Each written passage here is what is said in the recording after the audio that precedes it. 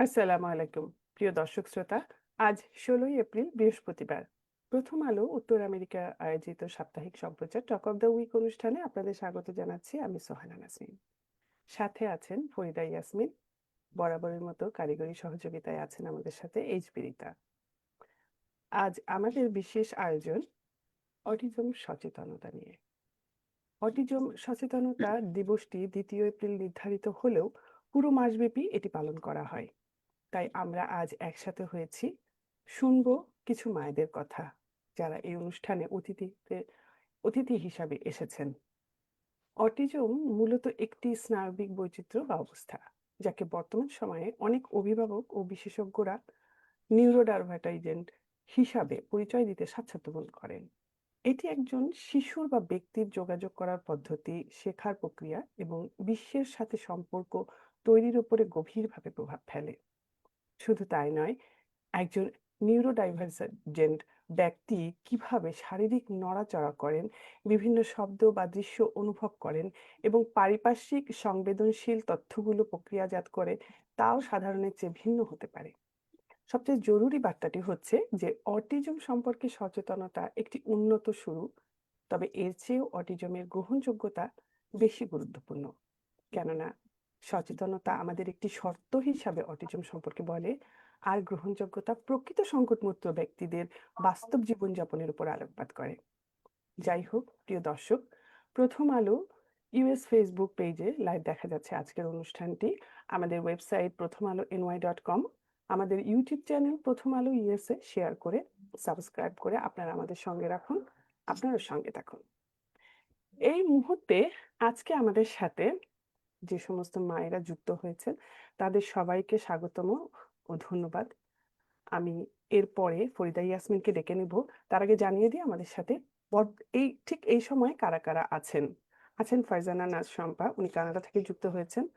আছেন রূপা খানম, আছেন কুলসুম আক্তার সুমি। আপাতত এই তিনজনকে নিয়ে আমরা শুরু করছি। আরো ভিন্ন সময় কিছুক্ষণ পরে আরো কিছু মারা, কিছু অতিথি যুক্ত হবেন। আমি ডেকে নিচ্ছি ফরিদা ইয়াসমিনকে। উনি এখন আসবেন বাকি অনুষ্ঠানটি পরিচালনা করার জন্য। ফরিদা ইয়াসমিন। ধন্যবাদ সোহানা, এবং ধন্যবাদ জানাচ্ছি আজকের অতিথিবৃন্দদের। বিশেষ করে ধন্যবাদ জানাচ্ছি আমাদের বিশেষ সন্তানদের মা বাবাদের। আসলে অটিজম মাস এপ্রিল আমাদের জন্য একটি বিশেষ মাস।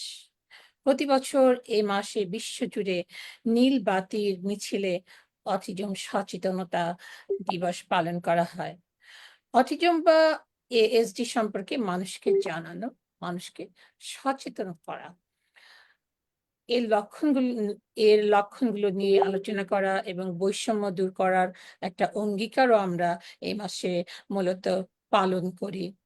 তো মূলত 1970 সালে অটিজম সোসাইটি অটিজম সচেতনতা প্রচারের জন্য দেশি বিদেশি একটি অবিচ্ছিন্ন প্রচেষ্টা শুরু করে, যেন অটিজম দ্বারা আক্রান্ত সকলেই জীবনের সর্বোচ্চ যে সুযোগ সুবিধা, জীবন মানের যে সুযোগ সুবিধা, সেগুলো থেকে তারা যেন বঞ্চিত না হয়, তারা যেন সেগুলো অর্জন করতে সক্ষম হয় এবং তাদেরকে সেই সক্ষমতার জন্য সবাই যেন আমরা সাহায্য করতে পারি, তাদের পাশে দাঁড়াতে পারি। এইটাই হচ্ছে মূল কারণ। তো 1972 সালে অটিজম সোসাইটি প্রথম বার্ষিক ন্যাশনাল অটিস্টিক চিলড্রেন উইক শুরু করেন, যা ন্যাশনাল অটিজম অ্যাওয়ারনেস মাসে রূপান্তরিত হয়। সেই থেকে আমরা শিখছি, জানছি, সচেতন হচ্ছি এবং অটিজম আক্রান্ত বাচ্চাদের প্রতি আমরা বিশেষ মনোযোগী হচ্ছি। তাদেরকে আমরা যেগুলো জানতাম না, যত জানছি, শিখছি, আমাদের মন নরম হচ্ছে, দ্রবীভূত হচ্ছে। আমরা জানতে পারছি অটিজম আক্রান্ত সেসব মা-বাবার সংগ্রাম, তাদের হতাশা, তাদের আশা, তাদের প্রতিদিনকার যুদ্ধ, সংগ্রাম, ক্লান্তি, অনেক কিছু। যে যে সংসারে একটা অটিজম আক্রান্ত শিশু আছে, সেসব বাবা-মায়ের দিনরাত্রি অনেক, অনেক আনন্দের, আবার অনেক কষ্টের। তারা আনন্দিত হয় এই বাচ্চাটাকে বুকে আঁকড়ে ধরে, আবার কষ্ট পায় তার সীমাবদ্ধতা দেখে। তো অতিথিদের কাছে যাবার আগে আমি বিশ্বের সকল বিশেষ সন্তানের মায়েদের জন্য একটি কবিতা পাঠ করব। আর এখানে তো মায়েরাই আছেন, ৩ জন মাকে দেখতে পাচ্ছি। সম্মানিত মা আমার দৃষ্টিতে। তারা হচ্ছে শ্রেষ্ঠ মা। কারণ তারা বাচ্চার জন্য যে এফোর্টটা দিচ্ছেন তাদের জীবনে, এটা তো এটা তো অন্যরকম। একদম এটা আসলে কোনো কিছুতে তুলনা করা যায় না। অতুলনীয় একটা কাজ করছেন তারা তার সন্তানদের জন্য। তো সেই মায়েদের জন্য সম্মানার্থে আমি একটি কবিতা আবৃত্তি করব। আর কবিতার নাম হচ্ছে 'আলাদা আলোর নক্ষত্র'।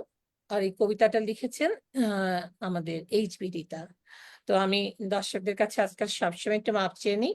আমার গলায় একটু সমস্যা হচ্ছে অনেকদিন ধরেই। আ যার জন্য একটু ঘ্যাসঘেঁষে থাকে। আ আ আমি মনে করি যে আপনারা এটা একটু ইগনোর করবেন। মূল কবিতার যে নির্যাস আমরা সেটাই নিই। কবিতার নাম 'আলাদা আলোর নক্ষত্র', কবি এইচ.বি. রিতা।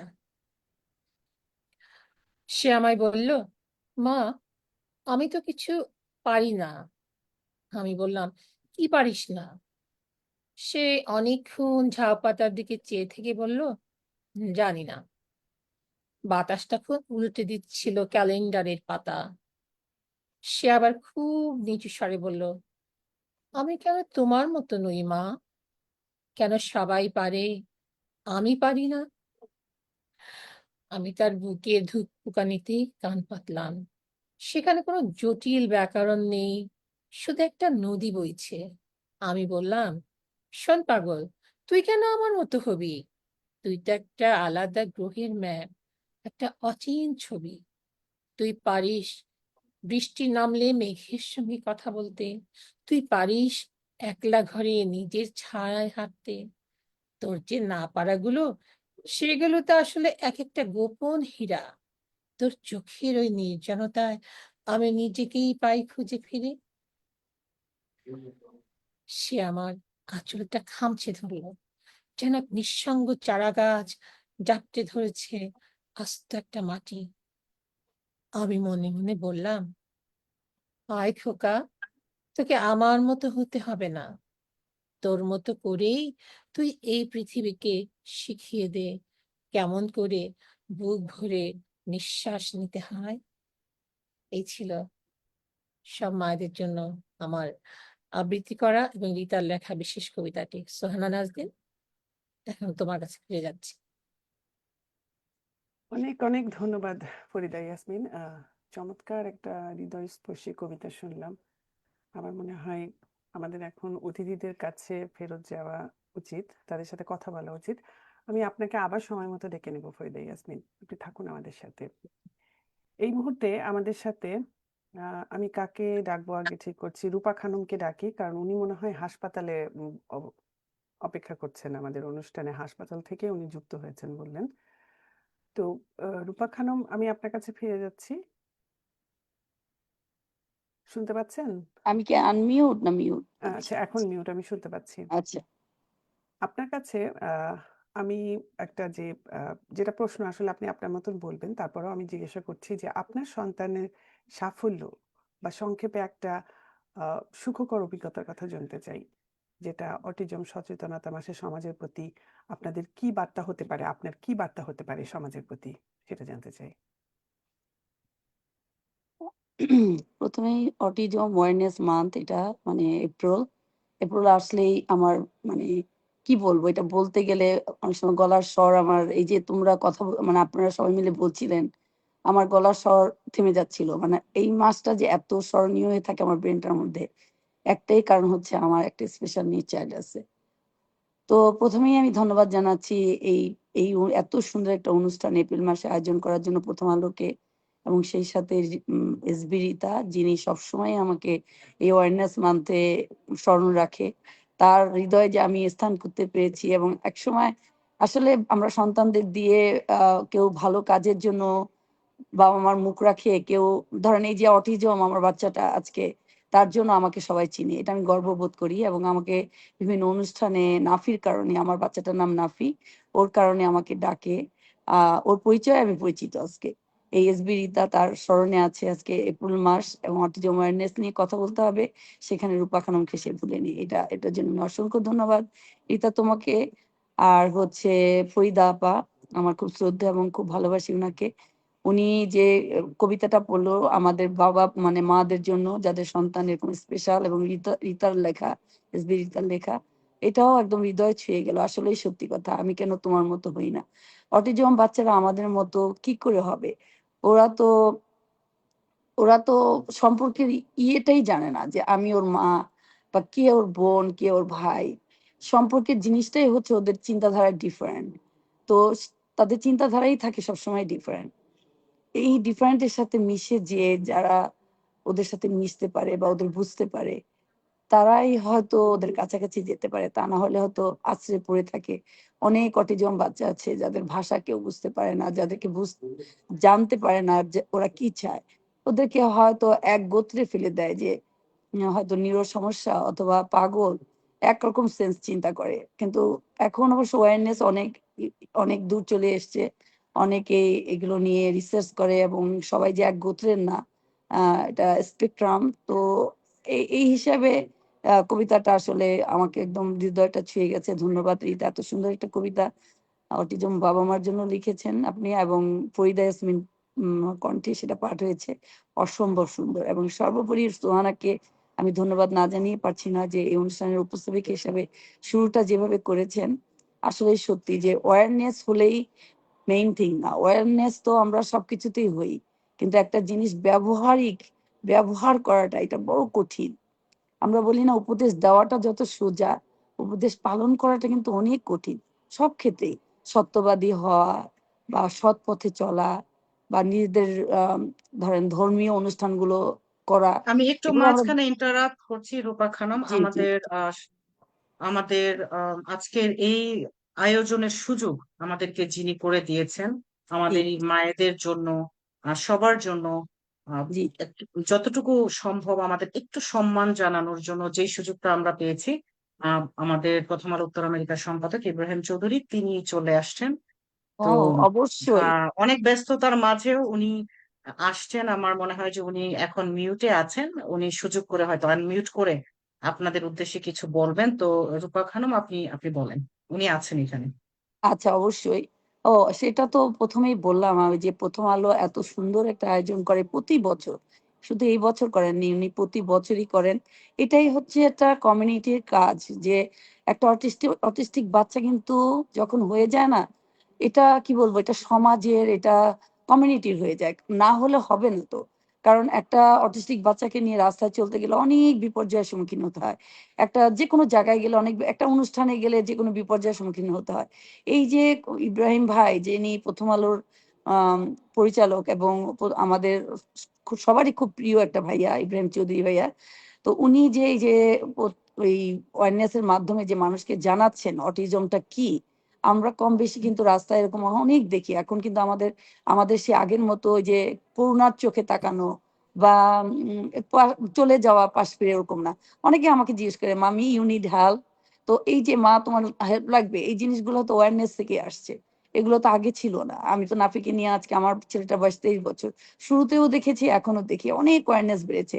এইভাবেই পত্রিকাগুলো, এই যে ইব্রাহিম ভাই, ইব্রাহিম চৌধুরী, তারপর আরো অনেকেই যারা এই অ্যাওয়ারনেস নিয়ে অনুষ্ঠানগুলো করেন, এগুলো আসলে সমাজের একটা বিরাট কাজ। তা আমি ধন্যবাদ না জানিয়ে পারছি না ইব্রাহিম চৌধুরী ভাইকে।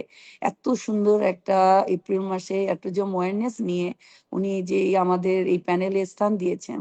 ধন্যবাদ ইব্রাহিম ভাইয়া, আপনাকে রূপা ভার্সিটি। রূপা আপু, আপনি নাফির একটা আহ ছোট একটা কাজের কথা বলুন, যেটা আজকে আপনি হাসপাতালে যাওয়ার পর সে করতে পেরেছে, কিংবা আপনার দেখে মনে হয়েছে যে ওয়াও, আমার বাচ্চা এই কাজটা করছে, মানে খুশি আচ্ছা হয়ে গেছেন, এরকম একটা আচ্ছা, অভিজ্ঞতা শেয়ার হ্যাঁ করেন। অবশ্যই। আমার তো প্রতিদিনই কিছু না কিছু, বললাম না ওভারনাইটে ওদের কিছু হয় না, ছোট্ট জিনিসগুলোই আমাকে আনন্দ দেয়।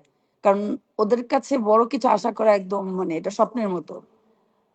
হ্যাঁ, যাই হোক, একটা প্রথমটা বলি, যেমন আমার ছেলেটা যখন স্কুলে যেত, তো আমি একদিন প্যারেন্ট টিচার মিটিং এ গিয়েছি। যাওয়ার পর ওদেরকে বলতেছি, ওরা আমাকে দেখাচ্ছে নাফি এই ওয়ার্ড পারে, ওইটা পারে, এরকম বলতেছে প্যারেন্ট টিচার মিটিং এ। তা আমি বললাম, জানো নাফি তো লেভেল 2 বুক পড়তে পারে। ওরা সবাই রিয়েলি, সোশ্যাল ওয়ার্কার ছিল, সবাই ছিল, ওরা কেউ বিশ্বাস করে না নাফি যে লেভেল 2 বুক। ওরা ওরা কি ক্যাটাগরি অনুযায়ী নাফিয়া তো স্কুলে ওরকম ওরা, কারণ আমি তো মা, আমি ওই যে বলে না মা তো ধরে যেভাবে অন্যেরা তো এত ভাবে চাপ দিয়ে ধরে না যে তোমাকে শিখতে হবে। তো আমি ওকে প্রেশার দিয়ে দিয়ে লেভেল 2 বুক শিখা মানে নিজে নিজে পড়তে শিখিয়েছি। তো এই যখন আমি বললাম টিচারদের যে খুশি, এবং আমি একটা বই নিয়ে গেছিলাম এবং ওর প্রিয় বই নো ডেভিড নো, তারপর হচ্ছে ডক্টর সুজের book green egg and ham, আমার এখনো মনে আছে গ্রিন এগ অ্যান্ড হ্যাম, এই দুটো বই নাপি পড়ে ওদের কাছে শোনালো। ওরা মানে একজনের দিকে তাকাচ্ছিল। আর সেই দিন যে আমার প্রাউডনেস, আপনি আপনারা চিন্তা করতে পারবেন না যে এই ছোট ছোট জিনিসগুলি অনেক খুশি দেয়। রূপা খানম, আপনি ইমোশনাল আমি হয়ে গেছেন। আমি আমি ওই আপনাকে জিনিসগুলি ভুলতে পারি না, ওগুলোই হচ্ছে আমার জীবনের অনেক খুশি। আর আজকে যেটা হয়েছে, রূপা, আমাকে শোনা যাচ্ছে? হ্যাঁ হ্যাঁ হ্যাঁ অবশ্যই শোনা যাচ্ছে। অবশ্যই। হ্যাঁ, অনেক ধন্যবাদ। আমি একটু সুযোগ নিলাম। আমি এগুলা মানে এটা কারো শেয়ার করার কোনো সুযোগ নাই। এই এই এই এই লড়াইটা কিন্তু এই লড়াইয়ে কখনো আপনি একটা সমাজবদ্ধ মানুষ, আপনি একটা সমাজের মানুষ। এই সমাজকে আমরা ওন করি। এই সমাজে আপনি আহ, আপনি আমাদের কারো বোন, কারো মা, কারো স্ত্রী। আপনার এই সমস্যাটা সমাজের সমস্যা, কিন্তু আপনাদের সাথে যখন এই এই এই আমরা কিছু করতে পারি না, মানে অনেক সময় এটা সাধ্যের বাইরে। কিন্তু আমি এই গত কয়েক বছরে প্রায় মানে কাছাকাছি থেকে অনেকগুলা পরিবার, অনেকগুলা আত্মীয় স্বজন, অনেকগুলা স্বজন তাদের পাশে থেকে দেখেছি। মানুষের এই যাত্রাটা কত কঠিন। এটা আমার মনে হয় পৃথিবীর সবচেয়ে কঠিন পরীক্ষায় যারা পড়েছে, এবং তাদের মধ্যে মানে এই এই জিনিসটা, এটা এই বেদনাটা শেয়ার করেন না। কিন্তু আপনারা যে কাজ করে যাচ্ছেন, আমি মনে করি প্রতিটা মানুষ যারা আপনাদের দেখবে তাদের রেসপেক্ট পাওয়া উচিত। প্রতিটা মানুষ আপনাদের সেটাই প্রতি সেটাই ভালোবাসা জানানো উচিত, আসলে শ্রদ্ধা জানানো উচিত। কিন্তু আমি এটাই আমি এটাও বলি, আপনাদের মতো নারীদের কারণে আমি এই এই মুহূর্তে আমার কাছে একটা কমপ্লেন আসছে যে এরকম একটা স্পেশাল বাচ্চার কারণে একজন নারীকে তার হাজবেন্ড এখানে এনে ফালাইয়া চলে গেছে, মানে ডিভোর্সের মামলা। এই ডিভোর্সের হ্যাঁ অসুবিধা নাই, নানান কারণে হাজবেন্ডের সাথে হ্যাঁ সেইটাই সম্পর্ক অবনতি করতে পারে। কিন্তু যখন এই কারণটা হয়ে যায় ওই স্পেশাল বাচ্চা, এবং ওই স্পেশাল বাচ্চার জন্মের জন্য যখন জি মাকে দায়ী করা হয়, শুনেন, আমি আমার আমরা আমার আমার আমরা আমরা আমার সিবলিং, আমার 5 বোনের 6 বোনের ভাই। আমি আমি আমি আমার বোনের কথা দেখি, আমি আমার স্ত্রীর কথা দেখি, আমি আমার পরিবারের কথা দেখি। জি মানুষ কেমনে অমানুষ হয় এইটাও দেখি। কিন্তু এইটা শুনেন, মানুষ তার জ্ঞানের সীমাবদ্ধতা, তার সংস্কৃতির সীমাবদ্ধতা এইসব নিয়ে, কিন্তু আপনাদের প্রতিদিনের স্বার্থপরতা আচরণ, আপনাদের প্রতিদিনের লড়াইয়ের মধ্য দিয়ে মানুষ একটা সুস্থ জায়গায় পৌঁছবে, একটা সচেতনতা সৃষ্টি হবে। এবং আমি যে মামলাটার কথা বললাম, যে বিষয়টার কথা বললাম, রিতা জি এটা নিয়ে কাজ করতেছে, রিতা এটা জানা। তো আমি শুধু অভিনন্দন অভিবাদন জানাতে এসেছি। এবং আমি আমি একজন ভাই, আমরা কিছুই করতে পারবো না, কেউ কারো কিছু করতে পারে না। কিন্তু আপনারা মনে রাখবেন, আপনারা যে মহৎ পৃথিবীর যে মানবিক লড়াই, মানবতার যে লড়াই আপনারা আছেন, এই লড়াই আপনারা একা না, আপনাদের পাশে আমরা আছি, অন্তত ইনশাআল্লাহ। সমবেতী হয়ে, সম উদ্যোগী হয়ে। আপনারা ভালো থাকবেন, আপনারা কথা বলেন, আমি পরে শুনবো, আমি শুনতে শুনতে থাকবো, কিন্তু আমি আর থাকতে পারতেছি না। জি রূপা, থ্যাংক ইউ ইব্রাহিম ভাইয়া, থ্যাংক ইউ রিতা সো আপনাকে মাচ। অনেক আপনি ধন্যবাদ। হ্যাঁ আমি স্পেশালি রিতা এবং অন্যান্য ধন্যবাদ জানাই তাদেরকে যুক্ত করার জন্য। আর কে রূপার সাথে আজকে কে আছেন? আর ফারজানা নাজ শম্পা আছেন, কুলসুম আক্তার সুমি আছেন, জি ফাংশন ফৌজি আসবেন। বাহ জি বাহ বাহ সালামালাইকুম বাহ, ভাইয়া। Thank you thank you thank you. সালামালাইকুম ভাইয়া, সালামালাইকুম ভাইয়া। আসসালামু আলাইকুম ভাইয়া। সালামালাইকুম ভাইয়া। আমাদের, হ্যাঁ বাহ, সুমি, সালামালাইকুম ভাইয়া। Very good. এই সুমি, এগুলো আমাদের সমস্ত আজকে পরিচয়। ভাইজান বাংলাদেশ থেকেও 2-1 জন আমাদের যুক্ত হবেন। এটা অনেক বড় কাজ। এবং সুহানা তো আমাদের তারকা উপস্থাপিকা। আর এটা আপনার শরীর টরীর আপনি আপনি নিজে যে সবার কেয়ার নেন, এটা না, এটাকে যে যৌথভাবে এটার উদ্যোগ নেওয়া, যুক্ত করা, হ্যাটস অফ আপনাকে। আপনাকে আবার অভিনন্দন। আমাকে ছাড়েন, আপনাদের সবাইকে জি জি ভালোবাসা, সবাইকে শুভেচ্ছা। জি আচ্ছা। ধন্যবাদ ইব্রাহিম ভাই আপনাকে। ওই তো এইটুকু বললাম। আর আজকের কাহিনীটা বলি আমি। আজকে ওর মানে গত সপ্তাহে ওর 4টা দাঁত উঠেছে, মানে 2টা হলো উইজডম টিথ আর 2টো হলো ওর ক্যাভিটি হয়েছিল। এই 4টা টোটাল একসাথে উঠিয়েছে। তার 7 দিন ধরে সে টোটালি খাওয়া বন্ধ, কিছুই খায় না। তার 7 দিন পরে গিয়ে আজকে সুস্থ বোধ করছে। তা আমি যখন ওর খাবারটা আনলাম, ওর মুখের যে হাসিটা, ওইটা আমার দেখে না এত ভালো লাগছে যে ভাবলাম যে ওর ব্যথাটা যে চলে গেছে, ও বুঝতে পেরেছে মা আসছে আমার জন্য ওর ওর সাথে আমার রিলেশনশিপটা কিরকম, ও তো আর বুঝে না আমি মা। ও মনে করে যে আমার একটা আপন মানুষ, সে আসছে। আসলে অটিজমের তো ক্যাটাগরি আছে, কিছু বাচ্চা আছে যারা রিকগনাইজ করতে পারে কে সম্পর্কের দিকটা, কারা কারা অনুভূতিটা বলতে পারে, কিন্তু আমার বাচ্চাটা মডারেট টু সিভিয়ার। তো ও বলতে পারে কম, বুঝতে পারে কম, মানে অনুভূতি হয়তো আছে কিন্তু এক্সপ্লেন করার মতো ক্ষমতা, রিসেপটিভ ল্যাঙ্গুয়েজটা করতে পারে, মানে নিতে পারে সহজে, কিন্তু এক্সপ্রেসিভ যেটা মানে এক্সপ্রেস করা সেটা পারে না। তো আমি যে ওর মা সেটা ও মনে হয় জানে কিন্তু বলতে পারে না, বললাম তো। তা ডেফিনেটলি রূপা খানম, সে জানে যে আপনি তার মা। আমি তোর আপন কেউ, তা আমাকে দেখেই মানে প্রতিটা বেড়েছে তো। অটিস্টিক বাচ্চা, হুম, তারা সিভিয়ার হোক মাইল্ড হোক, আর ডেফিনেটলি তাদের আচরণে প্রকাশভঙ্গিটা ডিফারেন্ট হয়। কিন্তু আপনি যে তার মা এবং আপনি যে একমাত্র এখানে তার জন্য আছেন, যে no matter what I am here for you, এইটা যত সিভিয়ারই হোক কন্ডিশন, তাদের মস্তিষ্কে এটা জন্ম থেকেই থাকে এবং তারা এটা জানে। কিন্তু যখন তাদের আচরণটা ডিফিকাল্ট হয়ে যায়, তখন সেটা তারা ব্যালেন্স করতে পারে না, যে মা যে আমাকে যত্ন করতেছে তার প্রতি আমার একটু নমনীয় থাকা দরকার। ওই বিবেক বোধটা, ওই ওই বিচার বুদ্ধিটা তাদের হ্যাঁ, ওর ভিতরে গোলমাল হয়ে যায়, বা হি না। নোজ আর ইউর হ্যাঁ, মাম। আর ওর তো ওই যে এক্সপ্রেসিভ যে ল্যাঙ্গুয়েজের যে নার্ভটা সেটাই হলো ডেড, যার জন্য কথা বলতে পারে না। তো বলতে পারে না মাম্মি, আজ পর্যন্ত ওর মুখে আমি শুনিনি মাম্মি, তো কিন্তু রিপিটিং করে। আমি যখন বলি বলো নাপি হুজ দিস মাম্মি, তখন আমি মুখটা নাড়াই, যখন এরকম করে বলি তখন বলে মাম্মি। তো এরকম আর কি। আবার অনেক সময় গুলায় ফেলে, যেহেতু এটা নিউরোলজিক্যাল মিস্টেরিয়াস একটা সমস্যা। তো অনেক সময় গুলায় ফেলে যে কি বলবে। আমি যখন জিজ্ঞেস করি নাফি হুজ দিস নাফি, ওর নামটাই বলে। আমি Nafi who's where is Nafi, তখন ওকে দেখ, তখন আমি একটু পয়েন্টই আইটা করি ওর দিকে, তখন ও নিজেকে দেখায়, তারপরে বলি নাফি হুজ মামি, তখন ওর মাথা ব্রেনটা কাজ করে মামি, তখন আমাকে পয়েন্ট করে।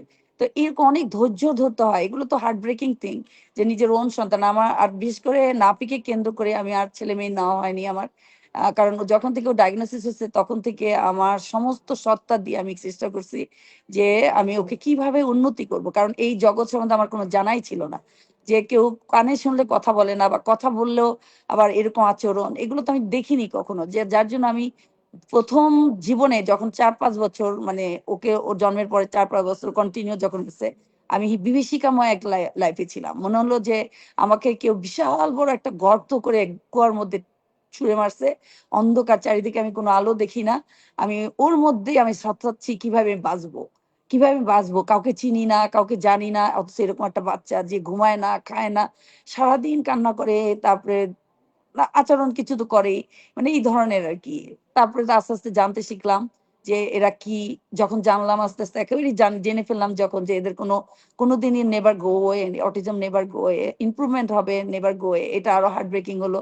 মাঝখান দিয়ে আমার হাজবেন্ড, ও ফার্মাসিস্ট, বাট তার ইগো একটা তো আছেই, ভাবতো যে তার সন্তানটা তার মতোই লেখাপড়া করবে, তার মতোই এরকম বড় কিছু হবে। কিন্তু যখন দেখলো যে তার সন্তানটা, যখন ডাক্তার আমাদেরকে জানালো যে এই বাচ্চা আর কখনোই স্বাভাবিক পর্যায়ে যাবে না, সবসময় ল্যাকিং থাকবে এভরি ওয়ে, তখন এটা তার বাবার জন্য কঠিন হয়ে গেল মানাটা। তো আমার জন্য কঠিনের উপরে কঠিনতম, কিন্তু আমি সেই মুহূর্তে নিজেকে সামলিয়ে চিন্তা করেছি যে আমার এখন এক্সকিউজ নাই কোনো, আমি কাউকে কোশ্চেন করব না কেন এমন হলো। আমার হলো কাজ হলো ওর জন্য কি নিডস সেটা আমাকে জানতে হবে। তখন আমি চেষ্টা করলাম স্কুলে ঢুকার, আমি চেষ্টা করলাম যে কিভাবে স্কুলে ঢুকে আমি আরো বেশি জানতে পারবো, আরো বেশি ওকে কাজ করতে পারবো। তো এইভাবেই আমার পথ চলা একা একা। যেহেতু আমার হাজবেন্ড এই জিনিসটা একটু মানে একটু প্রথম দিক থেকেই সে সে একসেপ্ট করেনি, যে সেটা বলবো না, মানে করাটা কঠিন ছিল তার জন্য, তার ইগো প্রবলেম ছিল যে আমার সন্তানটা হবে। এটাই হয়ে যায় মুশকিল আর কি, যে আমরা সমাজে যারা যারা একটু যাদের একটু নাম ডাক আছে বা ইয়ে আছে, তারা মনে করে যে এরকম একটা বাচ্চা যদি সমাজে জানে তার নাম ডাকের কোনো ক্ষতি হবে।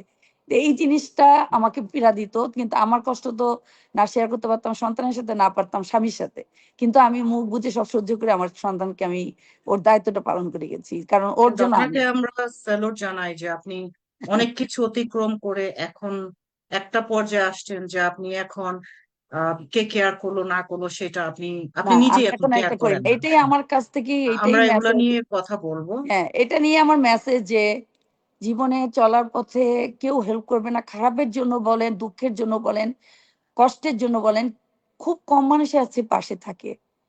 এই পথটা শুধু একার, বলে না দুঃখটা শুধু আপন, সুখটা সবার আমরা হয়। সবাই আছি একসাথে। চমৎকার একটা বার্তা এটা দিল খুব রূপা সুন্দর খানম একটা শেষ কথা মুহূর্তে। বলেছেন। হ্যাঁ, যে আমরা সবাই একসাথে এই মানে এই সমাধানটাতে এগিয়ে যাব। রাইট। অনেক আমরা ধন্যবাদ সবাই রূপা আছি খানম। স্পেশাল নিঃশিশুদের মায়েদের সাথে। আমরা এখন ফিরে যাই আরেকজন অতিথির কাছে, যিনি ফারজানা নাজ শম্পা, যিনি আমি ভুল না করলে উনি হয়তো কানাডা থেকে যুক্ত হয়েছেন। জি কেমন আছেন আপনি? জি আসসালামু আলাইকুম।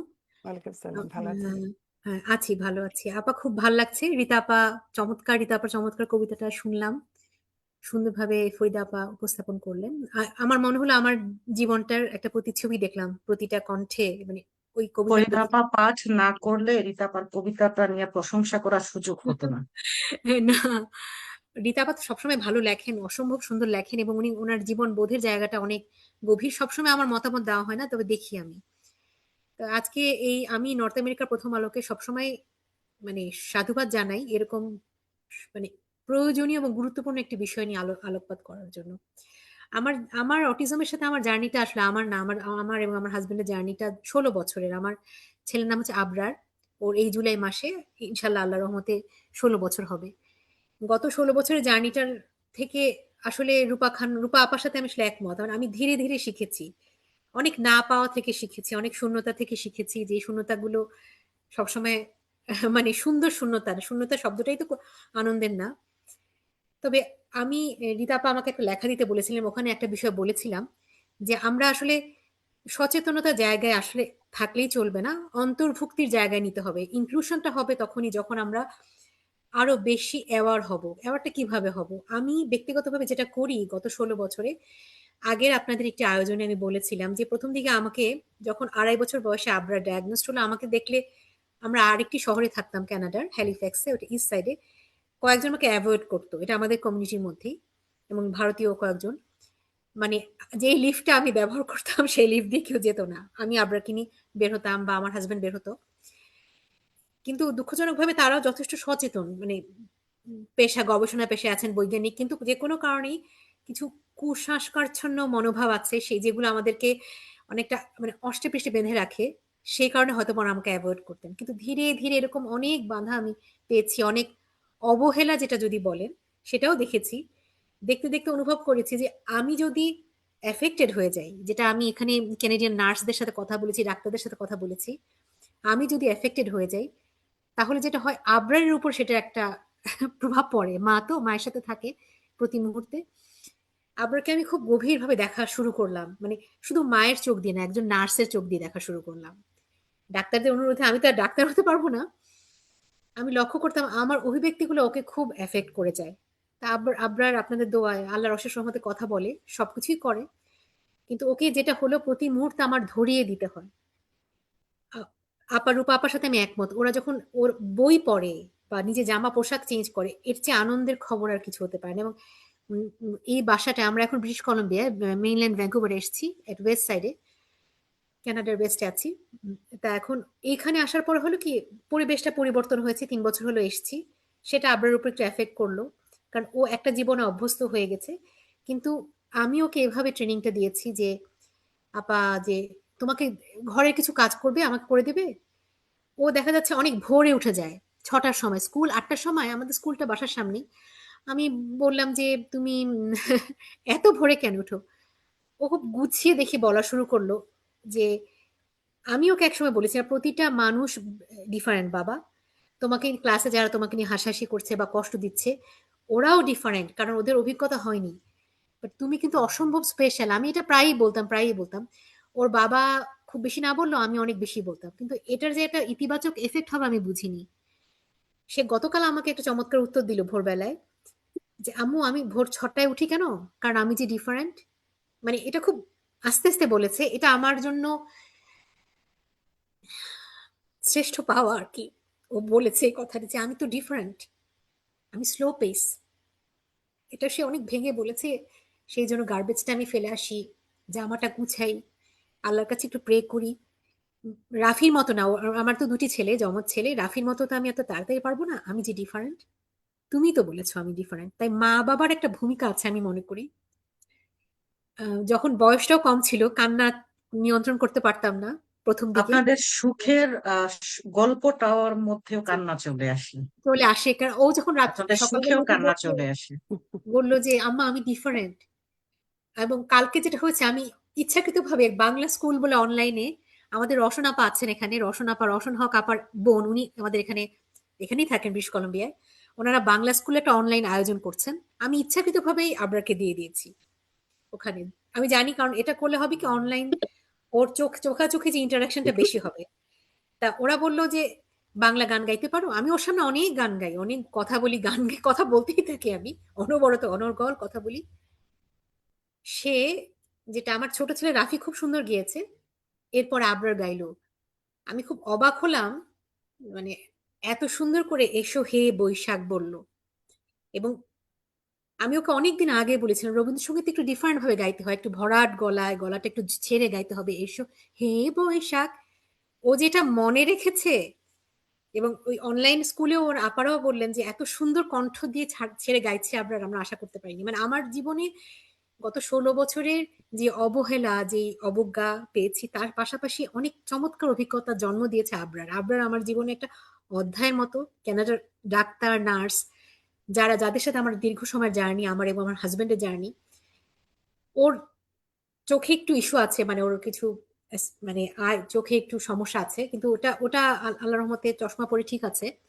কিন্তু আবরার এই ছোট ছোট দানগুলা যে আমাকে দেয়, এগুলো আমার কাছে মানে মনে হয় যে আমার শ্রেষ্ঠ পাওয়া আমার আমার জীবনের। এবং আমি যেটা করি আপা, যখনই কোনো অনুষ্ঠানে যাই, ব্রিটিশ কলম্বিয়া আমাদের জন্য নতুন জায়গা, ভ্যাঙ্কুভারটা, এখানে কমিউনিটি কিছু প্রোগ্রামে গিয়েছি। আর যেহেতু নর্থ আমেরিকা প্রথম আলোর সাথে সাংবাদিকতার সাথে আছি, কিছু নিউজ করতে হয়, যেতে হয় কিছু আয়োজনে, সেখানে গিয়ে প্রথম কাজটা যেটা আমি করি, আপা যেটা বলেছেন, এজবিরিতে আপা চমৎকার একটা বিষয় সবসময় তোলেন, এবং আমাকে সেদিন উৎসাহ দিয়ে একটা জিনিস লেখালেন, লিখেও ফেলেছি, কি হয়েছে জানি না। আহ, অনুষ্ঠানে গিয়ে প্রথম কথা আমি বলি আবরারের কথাটা। ওর আব্বা অতটা না বললেও আমি কিন্তু বলি। ওই ইনক্লুশনের ব্যাপারটা আমি আসলে গড়ে তুলতে চাই, যে আমার ছেলেটার সম্বন্ধে আগেই বলে রাখি, ও একটু, ও একটা ডিফারেন্ট সন্তান। কারণ আমি জানি ও চমৎকার গান গাইতে পারে, ও সংখ্যাটা খুব ভালো বোঝে, সংখ্যার জায়গাটা বেশ তাড়াতাড়ি বোঝে, কিন্তু ও কিছু কিছু ক্ষেত্রে খুব ভয় পায়, নিজেকে গুটিয়ে রাখে। এটা স্বাভাবিকভাবে সবাই নেবে না। পরিচয় পর্বের সেকেন্ড কথাটা যেটা আমি বলি, আমার মনের মধ্যে একটা জিনিসই থাকে, যে সমাজ দেখুক, শিখুক। অনেকের কাছ থেকে অনেক ভালোবাসাও পেয়েছে এখানে ব্রিটিশ কলম্বিয়া এসে, সবাই ভালো কথাও বলেছে, সব অভিজ্ঞতাই খারাপ না, মানে মানুষের মধ্যে তো মন্দ ভালো, সুর অসুরে দুটো দিকই থাকে, সে দুটো দিকই পেয়েছি আর কি। আহ আমি দেখেছি, আমাকে একজন বলেছে যে আপনি না বলে দিলে আমরা বুঝতাম না, কিন্তু একটু পরে যখন কথা বলতে যায় তখন বুঝতে পারি। কারণ আবরারকে আল্লাহ রহমতে আমরা 2.5 বছর বয়স থেকে নানা রকম থেরাপি শুরু করেছিলাম। পারে, সবকিছুই পারে মোটামুটি, তবে সাধারণদের মতো না। মানে ও অসাধারণ, কিন্তু একেবারে অন্যরকম। কিন্তু সেই অসাধারণ আবরারই আমার জন্য একটা অনন্য মানে প্রতিভা হয়ে আছে। আমি মনে করি একটু সহমর্মিতার যদি পরিবেশ পাওয়া যায়, এবং অন্যান্য প্যারেন্টসরা, যে ফ্যামিলিরা, তাদের সাথে আমরা যদি খুব বেশি আলাপ আলাপ করি, এটা আমরা অনেকের মধ্যে, আমার অনেক আত্মীয়দের মনে এক ট্যাবু ট্যাবু কাজ করে আমি দেখেছি। বলিস না বলিস না, বাংলাদেশে মূলত একসময় আমি খুব কান্নাকাটি করতাম, একটু দূরে থাকতো, বলতো যে বলিস না বলিস না, এটা বলার দরকার কি? কিন্তু এটা আমি কোনো লজ্জার মনে আমি করি একটু না। মাঝখানে ধন্যবাদ দিয়ে নিই। আমাদের আব্দুল কাদের আরাফাত বাংলাদেশ থেকে দেখছেন, জি এবং উনি রূপা খানমের সবগুলো কথা শুনেছেন, আপনার কথা শুনছেন, এবং আপনাদেরকে সেলুট জানিয়েছেন। আপনাদের কথা শুনে ওনার চোখে পানি চলে আসছে। আহ উনি এখানে অনেকগুলো মন্তব্য করেছেন। আমাদের শরীফুজ্জামান পর শুরু থেকে দেখছেন। জি ধন্যবাদ আপনাদেরকে। পাশে থাকুন, তাদের কথা শুনুন, আমাদের মায়েদের কথা শুনুন। হ্যাঁ, শম্পা আপা, আপনি কন্টিনিউ করেন।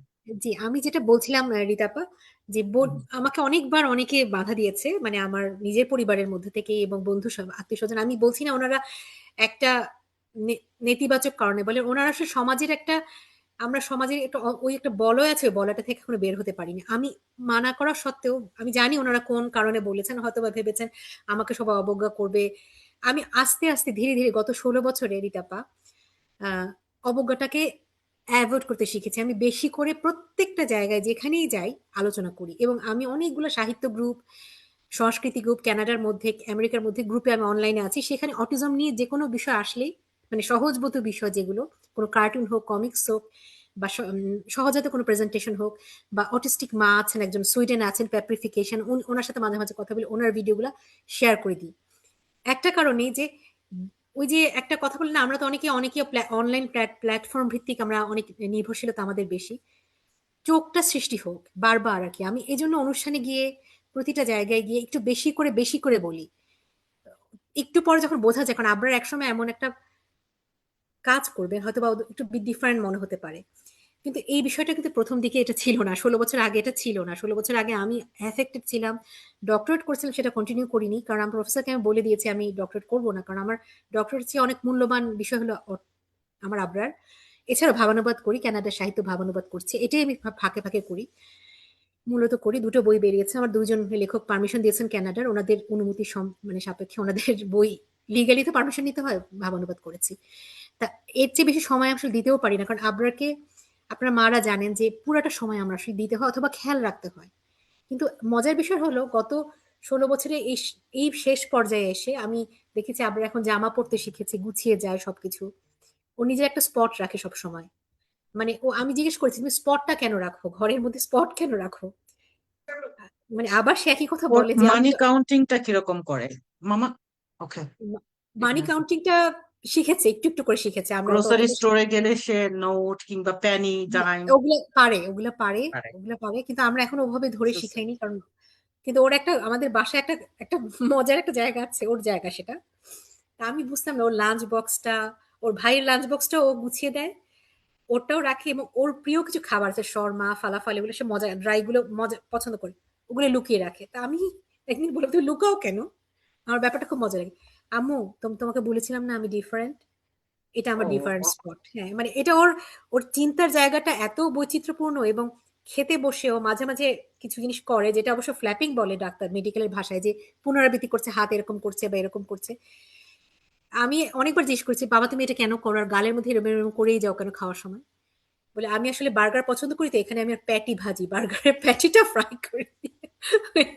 আমি বিষয়টার মধ্যে খুব মজা পেয়েছি, আমি ডাক্তারকে বলেছি, বললো যে আসলে ও এটা করে একটা কমফোর্ট পাই, জায়গাটা ও কমফোর্ট ফিল এটা করে, এটা এটা তাদের একটা সেন্সিটিভ স্টিমিউলা, যেটা হুম, অনেক আনন্দের বিষয়গুলো, অনেক জি উত্তেজনার বিষয়গুলো আমরা যেমন একটা হুম, খুশি হয়ে বলি এই শুনো শুনো শুনো, খুব উত্তেজিত একটা কণ্ঠ বের করি, আমরা কারোর সাথে শেয়ার করি, হাসি, জি কিংবা কখনো বিরক্ত হয়ে বলি যে এই দেখছে সে কি করছে, মানে এই যে আমাদের যে আবেগটা ভাব আমরা থ্রো প্রকাশের করি, একটা মাধ্যম অতি মতো। জি। উত্তেজনা যেটা, হ্যাঁ, ওভার স্টিমুলেশন যেটা, ওরা সেটা আমাদের মতো ওই প্রকাশ করতে পারে না, তো সেটাই ওরা হচ্ছে তাদের সেন্সরি মোটরে সেইটাই তারা রিপিটেশন করে। কখনো জি দেখবেন ক্ল্যাপ দিচ্ছে, কখনো ওরা দেখবেন যে আম, মানে রিপিটেশন করছে, কখনো নখ কামড়াবে, কখনো মানে একই সাথে একই ফিঙ্গার কিংবা জি হাতটাকে জি জি এমন ভাবে, কিংবা কখনো দেখবেন একটা কোনো কিছু নিয়ে কন্টিনিউ এরকম করতে থাকে। কন্টিনিউ করছে।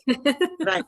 সো এটা হচ্ছে তাদের আসলে আমাদের যে উত্তেজনাটা, ভালো মন্দ, সুখ দুঃখে কিংবা বিরক্তি, ওইটা ওরা ওইভাবে প্রকাশ করে আর কি। জি ডেফিনেটলি আপনারা এই সম্পর্কে এতদিন অনেক কিছুই জেনে গেছেন। আমার মনে হয় আমাদের আম, এই বাচ্চাদের মায়েরা মিলে যদি আম, বাংলা স্কুলে আর যাওয়ার দরকার হবে না, যদি এই বাচ্চাদের মায়েরা মিলে আমার মনে হয় যদি একটা অনলাইন ক্লাস খুলে, তো অনেক কিছু আপনারাই শেখাতে পারবেন, জি তাই না রূপা আপা? আপনারাই অনেক কিছু শেখাতে না পারবেন। আসলে এটা ঠিকই বলেছো, কিন্তু এই বাচ্চাগুলোর পিছনে এত সময় দিতে হয়। জি তোমরা আমাকে জি হয়তো দেখো সব জায়গায়, কিন্তু আমাকে যেটুক সময়টা দেখো ওইটুক সময়টাই আমার জন্য থাকে।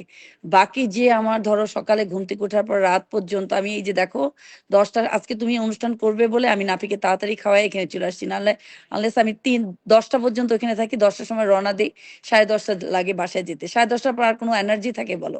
তখন ঘুমায় পড়ি, পরের দিন কাজে চলে যায়। এইভাবে একটা অটিস্টিক বাচ্চাকে পালা মানে 30টা সুস্থ বাচ্চা পালা। এটা জি ডিপেন্ড করে অবশ্য এক একটা বাচ্চা এক এক রকম। যেমন রাইট শম্পার বাচ্চা বললো যে কথা বলতে পারে বা নিজে রেসপন্স করে, এটা একটু সহজ। কিন্তু যে বাচ্চারা কথা বলতে পারে না, থিঙ্ক অ্যাবাউট দ্যাট ইউর যা আমি খারাপ জিনিসের হিসাবেই আমি বলি, মানে এটা খারাপ শোনা যায়, একটা পেটকে পালা যেরকম। যেমন ধরো রীতা রীতা বিড়াল আছে, আমার বিড়াল আছে, ওরা এরকম খুশি হলে লাফায়, ওরা লেজটাকে নাড়ায়, ওরা একটা একটা একটা শব্দ করে, যেটা যেই শব্দটা খুব খুশি হলে ওরা করে। যেমন আমি ঘরে গেলে আমার বিড়ালটা আমাকে দেখলেই একটা অন্যরকম খুশি হয়ে কি যে মানে আছড়ে খেয়ে একদম পড়ে করতে থাকে। এই ভাষাগুলো তো আমরা বুঝি না, কিন্তু ও যে খুশি হচ্ছে এই ভাষাটা আমি বুঝে নিচ্ছি, যেহেতু আমি ওকে পালি। তো সেম কিছু অটিস্টিক বাচ্চা আছে যাদের অনুভূতিটা তারা প্রকাশ করতে পারে না, কিন্তু তারা কিছু কিছু ক্ষেত্রে এই ধরনেরই আচার আচরণ করে, যেটা তাদের খুব কাছের মানুষরা বুঝতে পারে। যেমন আমার ছেলে মাঝে মাঝে খুব বিরক্ত হয়ে যায় যদি আমি বেশিক্ষণ ওর সাথে থাকি, কারণ ওর একটা ও এইসব বাচ্চারা ওয়ান ওয়ে থাকে সবসময়। ও চিন্তা করে যে ওইখানে হসপিটালে আছে, ও একা থাকবে, মা কেন বেশি থাকতেছে না। আমার মন তো অনেক সময় মানে না, যেদিন ছুটি থাকে আমি ওর কাছে থাকতে চাই বেশি। তো তখন কি বলে জানো, কি বলে, আল্লাহ হাফেজ, গুড নাইট, বাই বাই, এই যে এগুলো রিপিটিং ওয়ার্ড। তো এটার অর্থই আমি বুঝে নিই, তার মানে সে আমাকে চাচ্ছে মা তুমি চলে যাও। এটা তো আর বলতে পারে না মামি গো গো, বলে যে গুড নাইট, আল্লাহ হাফেজ, বাই বাই, এই তিনটা শব্দ বলে আর কি আমাকে, আমি শিখাইছি। তো তখন আমি বুঝি, তখন নার্সার বলে ও মাই গড, মামি মামি অনলি ফর ইউর ফুড, মামি নট, ইউ নট লাভ মামি, মানে ওরা হাসাহাসি করে তখন আর কি। তো এরকম আর কি, যে অটিস্টিক বাচ্চাদের পালা একটা 30টা বাচ্চার মতো আমার মনে হয়। কারণ আমি আমার বোনদের বাচ্চাদের দেখেছি, আমি গিয়েছি কানাডায়, ওদের বাচ্চাদের ওরা কোনো কেয়ারই করে না, ওরা খাচ্ছে, ওদের নিয়মিত আসতেছে, কোনো কাজই নাই ওদের। আর আমার বাচ্চাকে আমি একটা কাজ শেষ করে আরেকটা মানে ও তো খুব বেশি হইলে হয়তো 2 ঘন্টা বা 1.5 ঘন্টা নিজে নিজে কিছু হয়তো করলো, একটা আইপ্যাড খেলো বা কিছু, 1.5 ঘন্টা পরে ও চিন্তা করতে পারে না ও কি করবে পরের স্টেপ। ওই চিন্তা করতে না পারাটাই এমন এমন স্ট্রেস চলে আসে ওর ব্রেনে, যে এমন হয় যে তারা এগ্রেসিভ হয়ে যায়, তারা মানুষকে মারতে যায়, তারা মানুষ নিজেকে সে মারে, এমনকি মানে অনেক রকম ঘটনা ঘটতে পারে। সেই জন্য একটা অটিস্টিক বাচ্চা যখন 16 বছর, আফটার 16 ইয়ার্স, আমার বাচ্চাটা যতদিন 2020 পর্যন্ত আমার কোনোদিন আল্লাহর মতে কোনো ডিফিকাল্ট ছিল না। এসবি রিতাও দেখছে, সবাই দেখছে, আমি প্রথম আলো অনুষ্ঠানেও নিয়ে গেছি, আমি সব জায়গায় নিয়ে যেতাম ওকে। আমি সোসাইটিতে মানে যে কোনো জায়গায় নিয়ে যেতাম। বললাম বললাম না যে আমার হাজবেন্ডের একটু ইগো ছিল যে বাচ্চাটা একটু ব্রিলিয়ান্ট হবে তার, এবং সে সবসময় বলতো, স্বপ্ন দেখতো আমি ক্যামব্রিজে পড়াবে তার বাচ্চাকে, যেহেতু তার বোনের বাচ্চারা ক্যামব্রিজ থেকে পাস। তো বোন ভাইয়ের বাচ্চারা এরকম ব্রিলিয়ান্ট সব। তো আমি তখন আমার ভিতরে একটা কাজ করলো যে আমার ছেলেকে আমি সামনে নিয়ে যাবো, যতই লুকাতে বলুক, যতই বলুক যে আমার ছেলে এরকম হয়েছে কেন এরকম, আমি সবার সামনে নিয়ে যাবো নাফিকে। এখনো যে আমি টিভি, আমার ওই যে ফেসবুকে নাফিকে দিয়ে ছবি দেই, বিভিন্ন কাজগুলো করি ওকে নিয়ে, ছবিগুলো দেই, আমি আসি খুশি হই যে এই জিনিসগুলো আমি দেই, সবাইকে জানানোর জন্য দেই যে অটিস্টিক নিয়ে বোধহয় সবার সামনে। হ্যাঁ যে পাখানা কিন্তু হ্যাঁ তারপরে হ্যাঁ তোমার যে কাজগুলো আমি তো দেখি তো, আমার মনে হয় যে এটা একটা খুব পজিটিভ সাইড হ্যাঁ, আছে। কিন্তু এটা কিন্তু আমার হাজবেন্ড হ্যাঁ, ভীষণ রাগ হয় আমার উপর, না না যে তো আহ, মানুষের বাচ্চারা, মানুষের বহু অটিস্টিক বাচ্চা আছে, কাউকে দেখায় না। না আমি না বলছি, না কেন আমি এটা দেখাবো না, আমার মতে এটা গোপন আমরা করার যদি কিছু না নাই। দেখাই, আমরা হ্যাঁ, যদি আমার বাচ্চাকে না আমি দেখাই, কেন দেখাবো না আমি আমাদের আমার ভিতরে বাচ্চাকে, যে আমি 100 বার দেখাবো আমার স্বার্থপরতা, বাচ্চাকে। হ্যাঁ, আমাদের বলে যে কি দরকার, স্বার্থপরতা কি লাভ, চলবে। তুমি কি মনে করো সোসাইটি তোমাকে কিছু দিবে? আমি বলছি, আমি তো সোসাইটিকে দেওয়ার জন্য দেই না, আমি মানুষকে সচেতন করার জাস্ট জন্য দেই জিনিসগুলো। সচেতন হ্যাঁ জি বিষয়টা জি জি। হচ্ছে ওনাকে জাস্ট একটা কথাই বলবেন যে আমার বাচ্চাকে কমিউনিটিতে না দেখানো, তার অ্যাক্টিভিটিস না দেখানো মানে হচ্ছে আমি তাকে লুকানোর চেষ্টা করছি। দ্যাট মিনস আমি তাকে নিজেই এখনো অ্যাকসেপ্ট করিনি। হুম করে আমার বাচ্চা এইটাই তো, যেরকম আছে, ইগোর থেকে সে অ্যাকসেপ্ট করতে পারেনি হ্যাঁ, সে এখন। আমার যেটা বাচ্চা আমি সহজে যেরকম আমি আছে, অনলাইনেই বলতেছি এই কথাটা, right, যে বাবা বাবা সে ঠিকই বাবা, সে সবকিছুই করছে, কিন্তু একসেপ্টিং যেটা আজকে তোমার বিষয়বস্তু এই অনুষ্ঠানের, মানে তুমি একদম এখনো সুন্দর মন একটা, থেকে এটা কষ্ট পায়, উনি কষ্ট হ্যাঁ পায়। কষ্ট হ্যাঁ, পায়। তুমি যে বিষয়বস্তুটা নিয়ে আজকে অনুষ্ঠানটা করছো, যে অ্যাওয়ারনেস না অ্যাকসেপ্টিং, এই জিনিসটা right. একদম ভেরি ইম্পর্টেন্ট। যে তার ইগো থাকুক, তার কষ্ট থাকুক, তার একটা মাত্র সন্তান, সে তো অনেক এক্সেপ্টিংটা আমার অনেক আশা ছেলেটা থেকে করছে। শুরু হোক। হুম আমার বাচ্চা আমি একসেপ্ট করতে না পারলে আর 10 জন তো পারবে না। তো তাই তো, আমি হ্যাঁ সেটাই। এটাই হ্যাঁ। এটাই তো সবাইকে অনেকে অনেক সময় আমাকে উদাহরণ দিয়ে বলে দেখো অমুকের বাচ্চাও তো এরকম কোনোদিন জানতে পারছো আমার কোনোদিন ই করতে বাচ্চা আই ডোন্ট কেয়ার কে জানাইলো কে না জানাইলো আমি আমার বাচ্চা এরকম সব আমি গর্ববোধ করি আমার নাফি এরকম এবং নাফির পরিচয় আমি পরিচয় এখন সবাই আমাকে নাফির মা হিসেবে চিনে এক বাকি এই হসপিটালে তো রীতা আমি তো তোমাদের সবাইকে বলতেছি লং আইল্যান্ড জুস হসপিটালে এসে যদি শুধু বলো নাফির আম্মু আমার মানে এ টু জেড মানে সিকিউরিটি থেকে শুরু করে সমস্ত নার্স আমাকে চিনে শুধু নাফির মা হিসেবে আমি রূপার কোনো ইয়ে নাই আমি বলি এদিক থেকে আমি অনেক প্রাউড আমার ছেলেকে নিয়ে আমি গর্ব করি এই নাফির মা হিসেবে আমাকে সবাই চিনে Nafi autistic Definitely feel proud, feel proud. হ্যাঁ আর Whatever আমার it is, ছেলে feel হয়তো proud. আমি আমার হাজবেন্ডকে বলি যে তুমি তোমার মতো হায়ার ডিগ্রি আমার ছেলে নিতে পারেনি কিন্তু আমার ছেলে ভেস্তে চাবি খুলে রেখেছে আমি আজকে হায়ার ডিগ্রি নিয়ে দুনিয়াতে চমৎকার। থাকলাম আমার বাচ্চা যখন দুনিয়া ছেড়ে চলে যাবে দুনিয়া কয়দিনে 70 ইয়ার্স 80 ইয়ার্স তুমি এনজয় করলা তোমার ক্যারিয়ার নিয়ে তুমি থাকলা কিন্তু যখন আমি মারা যাব আমার ছেলে ভেস্তের চাবি নিয়ে দাঁড়ায় আছে কারণ দুনিয়াতে সে কিছুই পায় নাই সে একটা ফেরেশতা সে পাপ পুণ্য জ্ঞান নেই তার অবশ্যই সে মা বাবাকে ছাড়া যাবে না ভেস্তে আমি সেদিক থেকে সবচেয়ে বাবা মার চেয়ে আমি লাকি যে আমার ভেস্তের দরজা আমার ছেলে খুলে রাখছে কত আমার সুন্দর ছেলে ভাবনা, ডেফিনেটলি ডেফিনেটলি। কথা আমরা আপনাদের আমরা কথা সবাই আরো শুনবো। আমাদের হ্যাঁ, কুলসুম আক্তার সুমি আমাদের আরেকজন মা। হুম হুম আমরা সবাই সুমির কথা একটু শুনি এবার। সোহানা নাজনীন, আপনার প্রশ্নটা জানি কি ছিল সুমির জন্য? সুমির জন্য আসলে সবার জন্য আমার কোনো আলাদা করে কোনো প্রশ্ন নেই। সবার কাছেই জানতে চাওয়া প্রত্যেকেই একেকজন তারাও অসাধারণ মা। তো আমি জানতে চাচ্ছি যে আমাদের সন্তানের জন্য যে সহমর্মিতা নয় বরঞ্চ প্রয়োজনে সমান সুযোগ দেওয়া এই ব্যাপারটাতে যদি সুমি আমাদের কিছু জানাতেন উনার নিজ অভিজ্ঞতার আলোকে। অসংখ্য ধন্যবাদ সবাইকে আজকের এই আয়োজনে আমাকেও যুক্ত করার জন্য। যারা অনুষ্ঠানের উপস্থাপনা এবং কারিগরি সহযোগিতা বা বাইরে যারা আছেন সবাইকে, আমাদের ইব্রাহিম চৌধুরী ভাইকে প্রত্যেককে ধন্যবাদ জানাচ্ছি এই অনুষ্ঠান করার জন্য। আসলে এপ্রিল মাস আসলেই তো আমাদের মধ্যে অটিজম সচেতনতার কথাগুলো আমরা বারবার বলি, কিন্তু সচেতনতার আসলে যে প্রসঙ্গটা আজকে আলোচনায় আসছে বারবারই, যে সচেতনতা শুধু হলেই হবে না, এদেরকে আসলে সম্পৃক্ত করতে হবে সমাজের স্রোতে, মানে মূল স্রোতে। তো সেই বিষয়টাই আসলে বেশি গুরুত্বপূর্ণ। এতক্ষণ রূপা আপার কথা শোনার পর যেটা মনে হলো যে রূপা আপার ছেলে নাফিকে তো আমরা আগেও দেখেছি। নাফির বর্তমান যে অবস্থা বা নাফির যে এরকম অবস্থা, নাফিকে হয়তো বা কোনো কাজ, সরাসরি যেটাকে আমরা কাজ বলি সেরকম কাজে সম্পৃক্ত করা সম্ভব হয়তো হবে না, আমি জানি না কতটুকু কি হবে, কিন্তু শম্পা আপা যেরকম বললেন ওনার ছেলে অনেক ধরনের কাজকর্ম করতে পারে বা বলতে পারে, সে তো কথাও বলতে পারে। তো আমি নিজের অভিজ্ঞতার কথা যদি বলি, আমার ছেলেও কিছুটা শম্পা আপার ছেলের সাথে কিছুটা মিলে, সেও মোটামুটি কথা বলতে পারে কিছুটা। রিপিট তো ওদেরকে তো প্রচুর রিপিট করতে হয়, এটা তো করতেই হয়, বারবার বারবার বারবার বারবার শিখাতে হয়। তো শিখানোর পরে যেটা হয়েছে ওর মধ্যেও আগের থেকে, প্রথমে যে এরকম যে প্রশ্নটা করেছিলেন সেই প্রশ্নের জবাব যদি দেই যে আসলে কি দেখলে আমরা খুশি হই, ওরা তো, আমার একটা স্বাভাবিক বাচ্চা আছে, শম্পা আপার যেরকম একজন যমজ, তারা দুজনই যমজ, অন্যজন স্বাভাবিক। তো বা যেটাকে আমরা টিপিক্যাল বাচ্চা বলি, আমার বড়জনও টিপিক্যাল বাচ্চা। আমি যদি সেই বড়জনের সাথে তুলনা করি তাহলে তো ওটা হবে না, কিন্তু ওর খুব ছোট ছোট কাজগুলো আমাকে অনেক বেশি আনন্দ দেয়। কালকে যখন রীতা আপা বলছিলেন যে এই বিষয়টা নিয়ে কথা বলতে হবে, জাস্ট অভিজ্ঞতার কথাই বলবেন এরকমই বলছিলেন, তো ভাবছিলাম একটা কথা, যে কালকে কাজ থেকে ফেরার পর প্রচন্ড হঠাৎ করেই তো গরম পড়লো এখানে, তো হঠাৎ মনে হলো যে ওর চুলগুলো লম্বা হয়েছে। ও যখন স্কুল থেকে আসে 3টার সময় এসেই গোসল করতে ঢুকে, তখন তো আর চুল কাটা সম্ভব হয় না, আমি তখন কাজে থাকি, আমি ফিরি 5টায়। আমি ভাবলাম যে না, 5টায় বাসায় এসে চুলটা কেটে দেবো, মানে এটা আমি চিন্তা করে আসছি। তো বাসায় এসে তাড়াহুড়ো করেই যাই হোক চুল কাটতে গেলাম।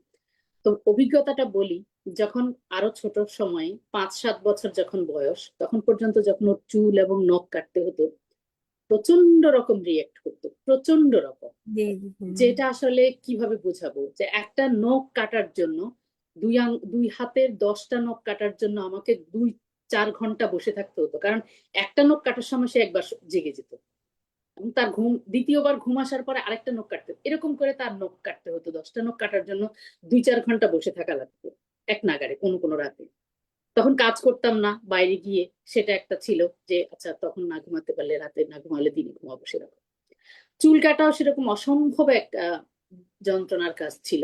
নাপিতের কাছে গেলে তো বসবেই না, নিজে ঘরে আহ খুব ছোটবেলায় ঘুমের মধ্যে কাটতে হতো। ঘুমের মধ্যে কাটার পরবর্তী সময় যখন আরেকটু বড় হলো তখন ওয়াশরুমে নিয়ে গিয়ে যখন কাটতাম, তো সেই রকম চুল কাটার সময় পরিচিত একজন নিউ ইয়র্ক থেকে একজন এসেছিলেন। তো আহ একটা সময়ের পরে দেখা গেল যে দুই পায়ের মাঝখানে ওকে রেখে বাম হাত দিয়ে ওর দুই হাত ধরে ডান হাত দিয়ে আমি ওর চুলটা কাটতাম।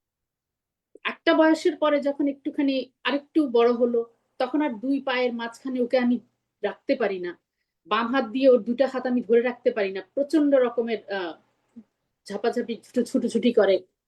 তা একজন আসলেন, তারপর তখন আমার মেয়ে আমাকে সাহায্য করতো সেই কাজে। একদিন আমার এক পরিচিত আহ বাসায় আসলেন। তো উনি বললেন যে আমার মেয়েকে যখন, মেয়েও যখন সামলাতে পারছে না, মেয়েও তো তখন কিছুটা ছোট, তো ও ভাবি বললেন যে আমি হেল্প করি। তো উনি আমার সাথে গেলেন হেল্প করার জন্য। উনিও দেখলেন দুজন মিলেও তাকে ধরে রাখা যায় না, এরকম কষ্ট হচ্ছিল। তো পরে শেষ করার পর উনি আমাকে একটা কথা বললেন যে ভাবি, আপনি মানে মাস যাওয়ার আগেই বা মাস গেলে বা 2 মাস গেলেই চুল একটু বড় হলেই আপনি ছেলের চুল কাটেন, একবার চুল কাটতে আপনার এত কষ্ট করতে হয়, তারপরও আপনি মানে চুলটা কাটেন এইভাবে। আহ, সেটা তো আসলে বাইরে থেকে দেখে কেউ বুঝবে না যে চুল কাটাই থাকে, সবসময় মোটামুটি কাটাই থাকে। আমি বললাম যে চুল তো কাটতে হবে, কারণ না কাটলে ওর ঠান্ডা লেগে যাবে, সেই কারণেই আমি চুল কাটি, কষ্ট করেই কাটতে হয়। তো সেই পর্যায় থেকে এখন যখন ওর চুল কাটি, ওকে যখন শেভ করে দিই, এখন তো বড় হয়েছে, শেভ করে দিতে হয়, সবকিছু করে দিই, এখন এতটুকু আর বিরক্ত হয় না। বুঝতে পারে যে চুল কাটতে হবে মানে কাটতে হবে, কাটতে হবে। এখন মা বলেছে আজকে চুল কাটতে হবে, সুতরাং বাথরুমে গিয়ে বসছে, চুল কাটতে হবে। তো ওই পর্যায়টা থেকে এই পর্যায়ে আনতে আসলে যে পরিমাণ সংগ্রাম করতে হয়েছে বা যে পরিমাণ সংগ্রাম করতে হয়, এবং এই সংগ্রামের পরে যখন ওই স্বাভাবিকভাবে এই কাজটা করছে, এটা আসলে অনেক বড় প্রাপ্তি। এখন মনে হয়, এখন তো মনে হয় সেই আগের কথাটা মনে হলে আর আজকের কথাটা মনে হলে বা আজকের অবস্থানটা যখন মনে হয়, তখন মনে হয় যে এই যে সে এখন আর কোনো ঝামেলা করছে না, স্বাভাবিকভাবে করতে দিচ্ছে। এখন আর তার জামা পাল্টানোর জন্য তাকে জোর করতে হচ্ছে না, শুধু বললেই হবে যে বাইরে যাব, এই জামাটা পরে ফেলো। সুন্দর নিজের জামাটা সে নিজে পরে ফেলছে। এটাই হচ্ছে অনেক বড় একটা প্রাপ্তি। আপা একটু আগে বলছিলেন যে ওই যে বাংলা স্কুলে গান শেখানোর কথা, আমার ছেলে হচ্ছে ক্যাসেটে শুনে শুনে গান গেয়েছে। তা আমি আমি এই জিনিসগুলো আমি আমি ফেসবুকে দিয়েছি ঈদের সময়, সে রমজানের ওই রোজার শেষে এলো খুশির ঈদ, এই গানটা গেয়েছে। মানে সবাই হয়তো আপনারা দেখেছেন। আসলে রূপা আপার মতোই আমি এই কথাটা বলতে চাই, হয়তো অনেকেই বলেন বা অনেকেই হয়তো মনে করেন যে এদের কথা এত বেশি বাইরে বলতে হবে কেন। আশপাশে যাদের সাথে আমরা মিশি, যাদের কাছে আমরা থাকি, কিংবা যারা আমাদের চারপাশে আছেন, সবাই আসলে পজিটিভলি তো নেন না। আহ সামনে থেকে হয়তো কিছু বলেন না, কিন্তু বিষয়টাকে যে আসলে সহজভাবে নেন না সেটা কিন্তু বোঝা যায়। আমার পরিচিত এক ভাবি, হ্যাঁ জি। আমার পরিচিত এক ভাবি, তো উনি আসছেন। আমার ছেলেটার থেকে ওনার বাচ্চাটা আরেকটু আরেকটু বেশি ক্রেজি থাকে, হয়তো অনেক বেশি ছটফট করে বা এরকম। তো ওনাকে কথা প্রসঙ্গে একবার জিজ্ঞেস করলাম যে ভাবি, আহ পাশের বাসায় বা পাশের বাড়িতে এরকম যখন দাওয়াত দেয় আপনি খুব একটা আসেন না। তো উনি বললো যে ভাবি, সবাই তো আসলে একভাবে নেয় না, সেই জন্যই আসি না। আমি বুঝতে পারলাম যে আসলে উনি কি বুঝাতে চেয়েছেন, যে কেন উনি আসেন না, ওনার না আসার কারণটা তো আসলে ওইটাই। তা আসলে আমাদের অভিজ্ঞতাগুলো, আমরা আমরা যাদের কথা বলছি, যে আমরা সচেতনতার কথা বারবারই বলছি, কিন্তু এই সচেতনতাগুলো যারা আসলে খুব শিক্ষিত মানুষ, যারা আসলে খুব, আমি পরিচিত একজন হার্ভার্ড বিশ্ববিদ্যালয়ের একজন পড়াশোনা করেছে বাংলাদেশ থেকে এসে আমার কাছেই এক বাসাতে।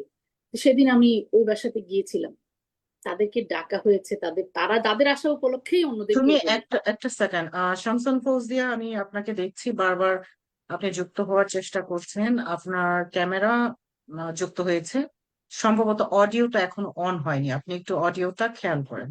হ্যাঁ সুমি, প্লিজ কন্টিনিউ করেন। হ্যাঁ, তো উনি ওনাকে দাওয়াত করা হয়েছে। তো ওনারা এসছেন, সে কারণেই সেই পরিবারটি আমাদেরকেও বলেছে যেতে। আমরা সেখানে গিয়েছি। বিকেল বেলা হওয়ার পর কিছু সময় পর আমার মেয়ে এসে আমাকে বলছে, আম্মু চলো বাসায় চলে যাবো। আমি বুঝতে পারিনি। বললাম যে কেন বাবা? তো সে আর কিছু বলে নাই। পাশ থেকে কেউ একজন বললো, না না না, এক্ষুনি যেতে হবে না, এক্ষুনি যেতে হবে না বাবা, তোমরা খেলতে যাও, খেলতে যাও, মানে অন্যদের সাথে ওই ওই রুমে যাও, ওদের সাথে খেলা করো, ওদের সাথে থাকো, আম্মু আর একটু বসে কথা বল, মানে আসতে দিবে না আমাদেরকে। তখন চলে গেল, সে কিছু বললো না। সব শেষে যখন রাতে, বেশ রাতে 10টার পর যখন বাসায় ফিরলাম, বাসায় এসেছি, কাপড় চেঞ্জ করেছি, মেয়েও কাপড় চেঞ্জ করেছে, চেঞ্জ করে এসে আমার পাশে এসে বলল, আমি তোমাকে বিকেল বেলায় কেন ওই বাসা থেকে চলে আসতে বলেছি জানো? কেন? ওদের যে একটা নতুন মেহমান ছিল, মানে ওখানে আর যারা ছিল তারা সবাই আমাদের পরিচিত এখানকার লোকজন, নতুন ছিল একটাই কাপল। ওখানে যারা নতুন মানুষটা ছিল, সেই মানুষটা নরজের উপর অনেক বিরক্ত হয়েছে। সে যখন টেলিভিশনে একটা জিনিস বারবার রিপিট করছিল, তখন সে বিরক্ত হয়েছে, সেজন্য আমি তোমাকে চলে আসতে বলছিলাম। ও কিন্তু সেই একই জায়গাতে একজন মানুষ ছিলেন, উনি পাকিস্তানি এক ভদ্রলোক, আমি বললাম, বলেই ফেললাম। সেই ভদ্রলোক বসা ছিলেন নরজের পাশে। আমার মেয়ে যখন যেয়ে বললো যে নরজ আসো আসো আসো চলে আসো, মানে উঠানোর চেষ্টা করলো ওকে, সেই ভদ্রলোক আমার মেয়েকে বললো, হোয়াই ইউ আর বদারিং হিম? তুমি ওকে বদার করছো কেন? ও তোমাকে কোনো কিছু করতেছে? ও তো আমার পাশে বসে আছে, আমার তো কই ডিস্টার্ব হচ্ছে না, কারো যদি ডিস্টার্ব হয় সে এখান থেকে চলে যাবে। সে একদম স্ট্রেট এইভাবে কথাটা বলছে চমৎকার, যে এটাই আমাদের বলা উচিত। কারো যদি ডিস্টার্ব হয় সে চলে যাক এখান থেকে, ও আমার পাশে বসে আছে, ও সোফাতেই ছিল, ওই লোকটা সোফাতে ছিল। তখন সে বলে আমাকে, সে আমার মেয়েটাই বলেছে, জানো ওই পাশে যে আরেকটা লোক ছিল, বয়স্ক করে একটা লোক ছিলাম, যে হ্যাঁ পাকিস্তানি এক ভদ্রলোক ছিল জানো তো? আমি যে হ্যাঁ জানি, ওদের উনি ওইখানে চাকরি করতেন, ওই বসকে দাওয়াত করছিল।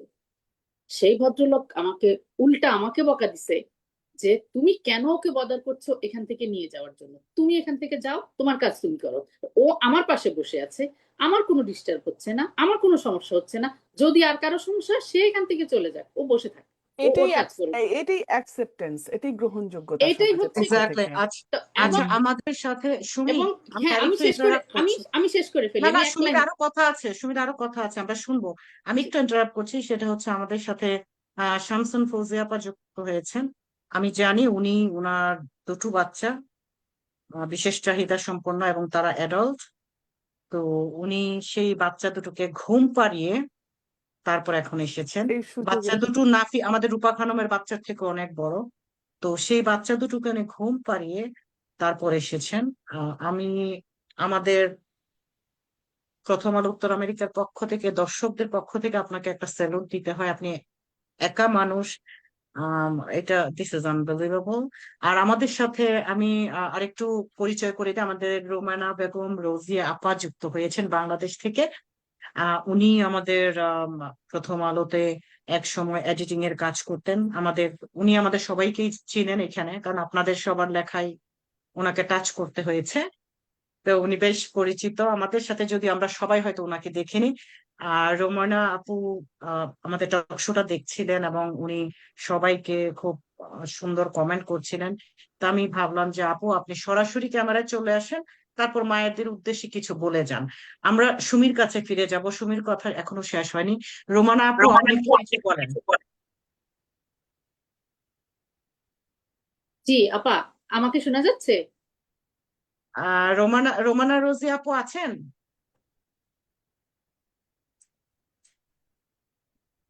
দাঁড়ান, ওনার মাইকটা একটু দেখি। হ্যাঁ, ওনার মাইকটা আনমিউট। মাইকটা মিউট করা, রোমানা আপু আপনার মাইকটা মিউট করা। হ্যাঁ, এখন ঠিক আছে। এই আবার মিউট হয়ে গেছে, আপনার মাইকটা আবার মিউট হয়ে গেছে।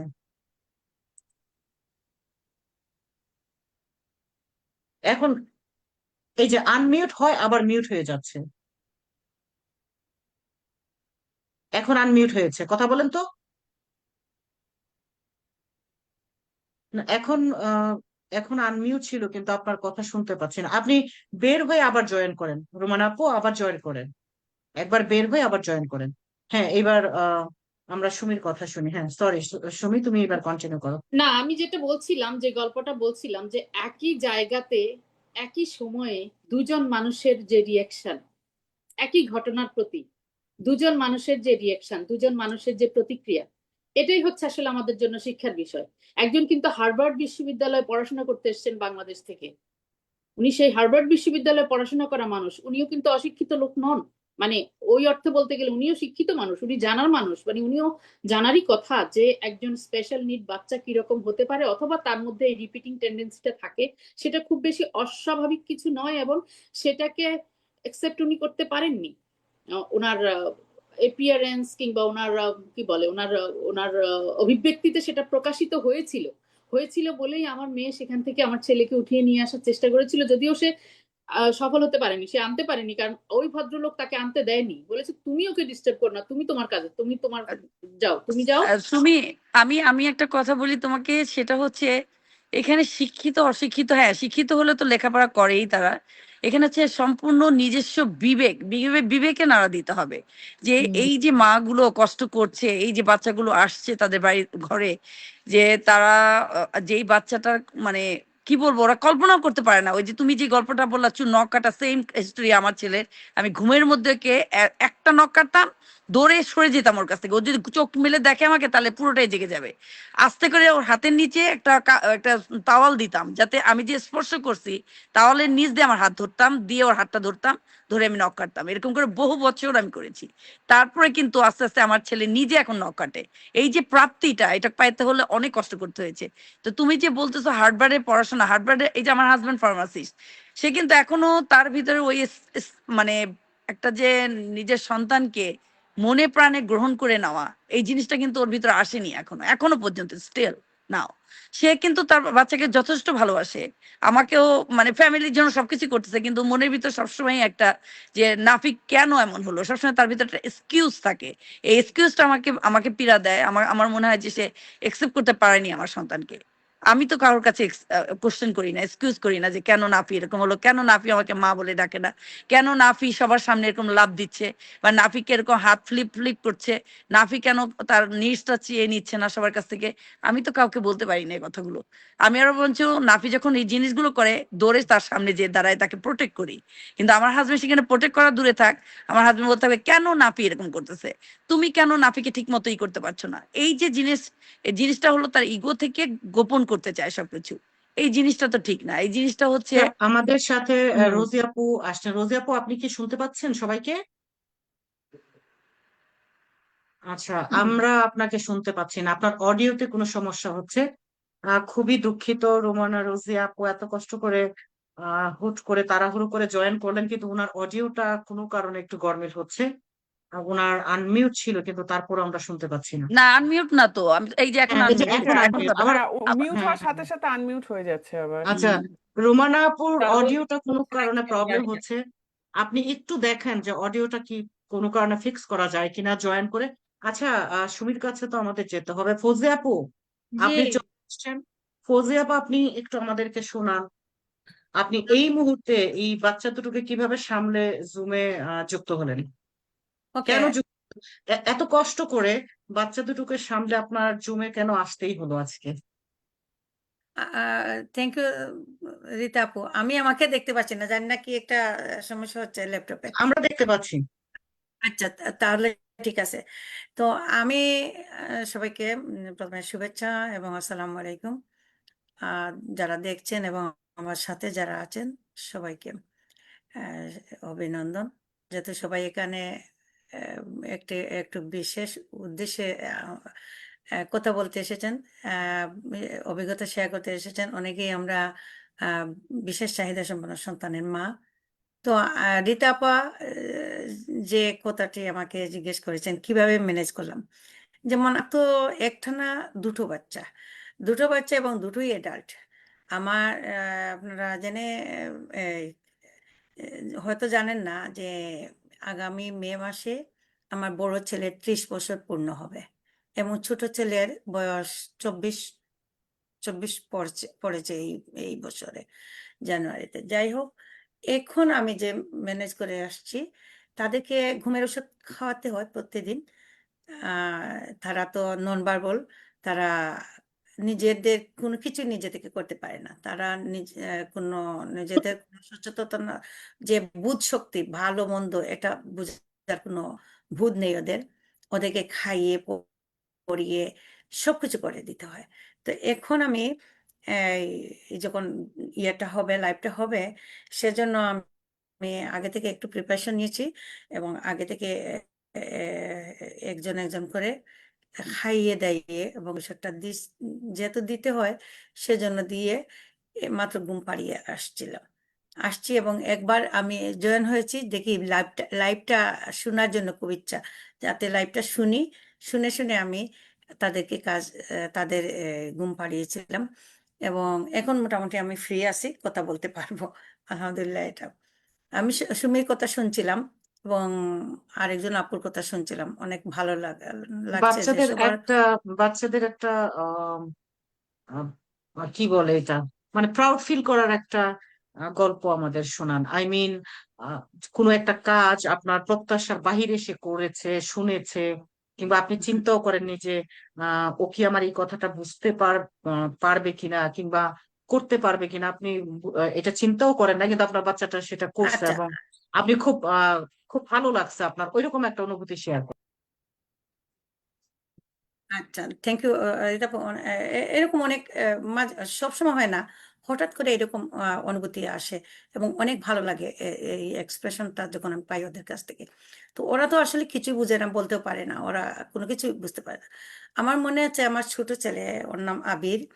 তো ছোট ছেলে যখন আবিরটা যখন স্কুলে ছিল, তো ও একটু বিহেভিয়ারাল চ্যালেঞ্জিং ছিল আর কি। ও একটু স্ক্রিমিং করতো, কাউকে টাচ করে না, মারামারি করে না, কিছু না। ওকে কেউ রাগিয়ে দিলে, ওর মতের বিরুদ্ধে গেলে ও রেগে যেত। আর ওর বড় ভাইটা সম্পূর্ণ বিপরীত, ও শান্ত স্বভাবের। তো ওদেরকে ম্যানেজ করতে হতো, কিন্তু কেন যেন আমার মনে হচ্ছিল হাই স্কুলে লাস্ট আজ থেকে 4-5 বছর আগের কথা বলছি, যে প্রতিদিন কমপ্লেন আসে যে ওর টিচার পেরা যিনি তিনি আমাকে হোয়াটসঅ্যাপে অনেকগুলা ভিডিও পাঠাতেন, তোমার ছেলে কান্না করতেছে, তোমার ছেলে ডায়রিয়া হয়ে গেছে। আমি অনেক সময় ভাবতাম আমার ছেলে তো ডায়রিয়া নেই, তারপর পিক আপ করো, এই মাত্র দিলাম বাসে তুলে। আমার তো একটা না দুটো বাচ্চাকে সবকিছু করে বাসে তুলে দিতে হয়, আবার শ্বাস ফেলতে পারি না, আবার কল আসে তাড়াতাড়ি 11টা বাজতে পারে না, নিয়ে আসো। এরকম করতে করতে তো আমি দেখলাম যে আমার ছেলেটা বাসে যেতে চাচ্ছে না, সকালে বাসে যায় না। তো চিন্তা করলাম যে আমার ভাইয়ের সাথে, আমার ভাই খুব, আপনারা জানেন, রীতাপা জানেন বা সোহেনা পায়রা, আমার ভাই খুব সাপোর্ট করতেন। তো আমি ওনার সাথে শেয়ার করলাম যে আমার ছেলেটা কেন যেন স্কুলে বাসে যেতে চাচ্ছে না। উনি বললেন যে একদিন তুমি যাও সাথে। তো ওকে বাসে দিয়ে আমি সাথে সাথে গেছি স্কুলে। যাওয়ার পরে ও আমাকে দেখছে বাস থেকে, ওর নামছে আর আমি আমার অন্যভাবে গেছি একা। তো সে দেখছে যে আমি গিয়েছি।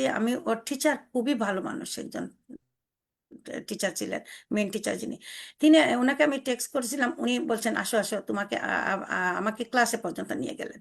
এরপর আমার ছেলেটা আমাকে ছাড়া ক্লাসে যেতে চাচ্ছিল না। আমি যখন ক্লাসে দেখলাম উনি একজন নিয়ে যাচ্ছে আমার ছেলেকে, যে এইখানে তোমার জ্যাকেট, এখানে ব্যাগ, সবকিছু রাখা, তখন মোটামুটি ধাক্কা খাওয়া একটুর জন্য, মানে আমার ছেলের সাথে ধাক্কা খেয়ে যেত আরেকটা বড় সড়ো মোটাসোটা আরেকটা বাচ্চা, সেম বাচ্চা, এমন ভাবে দৌড়াদৌড়ি করতেছে।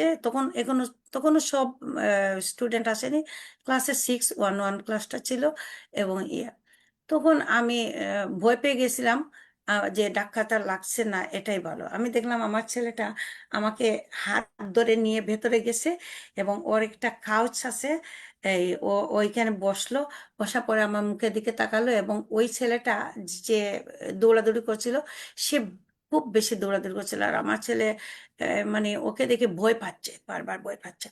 তো আমি টিচারকে বললাম, ও কি নতুন না আমার ছেলে যে ওই যে একটু স্ক্রিমি করতেছে, ভয় পাচ্ছে, এইরকম কি? তো বলে না, ওর নতুন এসেছে, ও এই করেছে। তো ও আমাকে এটাই বুঝিয়ে দিল যে আমার ছেলেটা সেদিন আমাকে এটা বুঝিয়ে দিল আমার ক্লাসরুমে কোনো একটা সমস্যা হচ্ছে। এই যে একটা প্রাপ্তি আমি বুঝতে পারলাম। এরপরে আমি তাদের সাথে কথা বললাম, টিচারদের সাথে কথা বললাম এইটা। এরপরে আর ওনার যে টিচার পেরা ছিলেন, তো আমি রেসপেক্ট করি, আমিও এক সময় টিচার ছিলাম, কিন্তু আমি সকল টিচারকে রেসপেক্ট করি। কিন্তু মানুষের ধৈর্যের তো একটা ইয়ে আছে।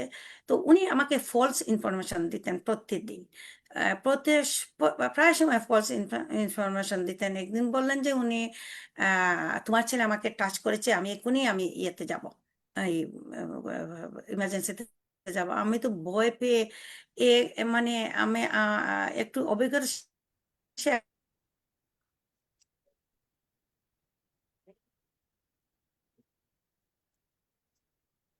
আবার মনে হয় হ্যাং হয়ে গেছে। হচ্ছে। হ্যাং হয়ে গেছে। আর আমার হয়েছে কি সমস্যা, আমার ফোনের চার্জ চলে যাচ্ছে, তাহলে আমি তো বেশিক্ষণ আর থাকতে পারবো না। করি যে আমি কারো কথা শুনতে পাচ্ছি না, এই জন্য আমার কথা শোনা যাচ্ছে? হ্যাঁ, হ্যাঁ। শোনা যাচ্ছে। যাচ্ছে। তারপরেও হ্যাং হয়ে যাচ্ছে। স্লো একটু মনে হচ্ছে। রিতা, আমি আচ্ছা, আমি আমি মানে এখন আর শুনতে থাকতে পাচ্ছি। পারছি না। আমার 5 মিনিট আছে আর কি। 5 মিনিটের পরে আমার ফোনটা ডেড হয়ে আচ্ছা, যাবে। রূপা খানম, হুম। আপনাকে অনেক অনেক অনেক ধন্যবাদ। আপনি অনেক সুন্দরভাবে, খুব সুন্দরভাবে এক্সপ্লেন করলেন। আমরা অনেক কিছু জানতে পারলাম। আপনি যদি আরো না থাকতে পারেন, সমস্যা হবে না। আমরা অনেক কিছু জেনেছি। আপনাকে অনেক আচ্ছা। ধন্যবাদ।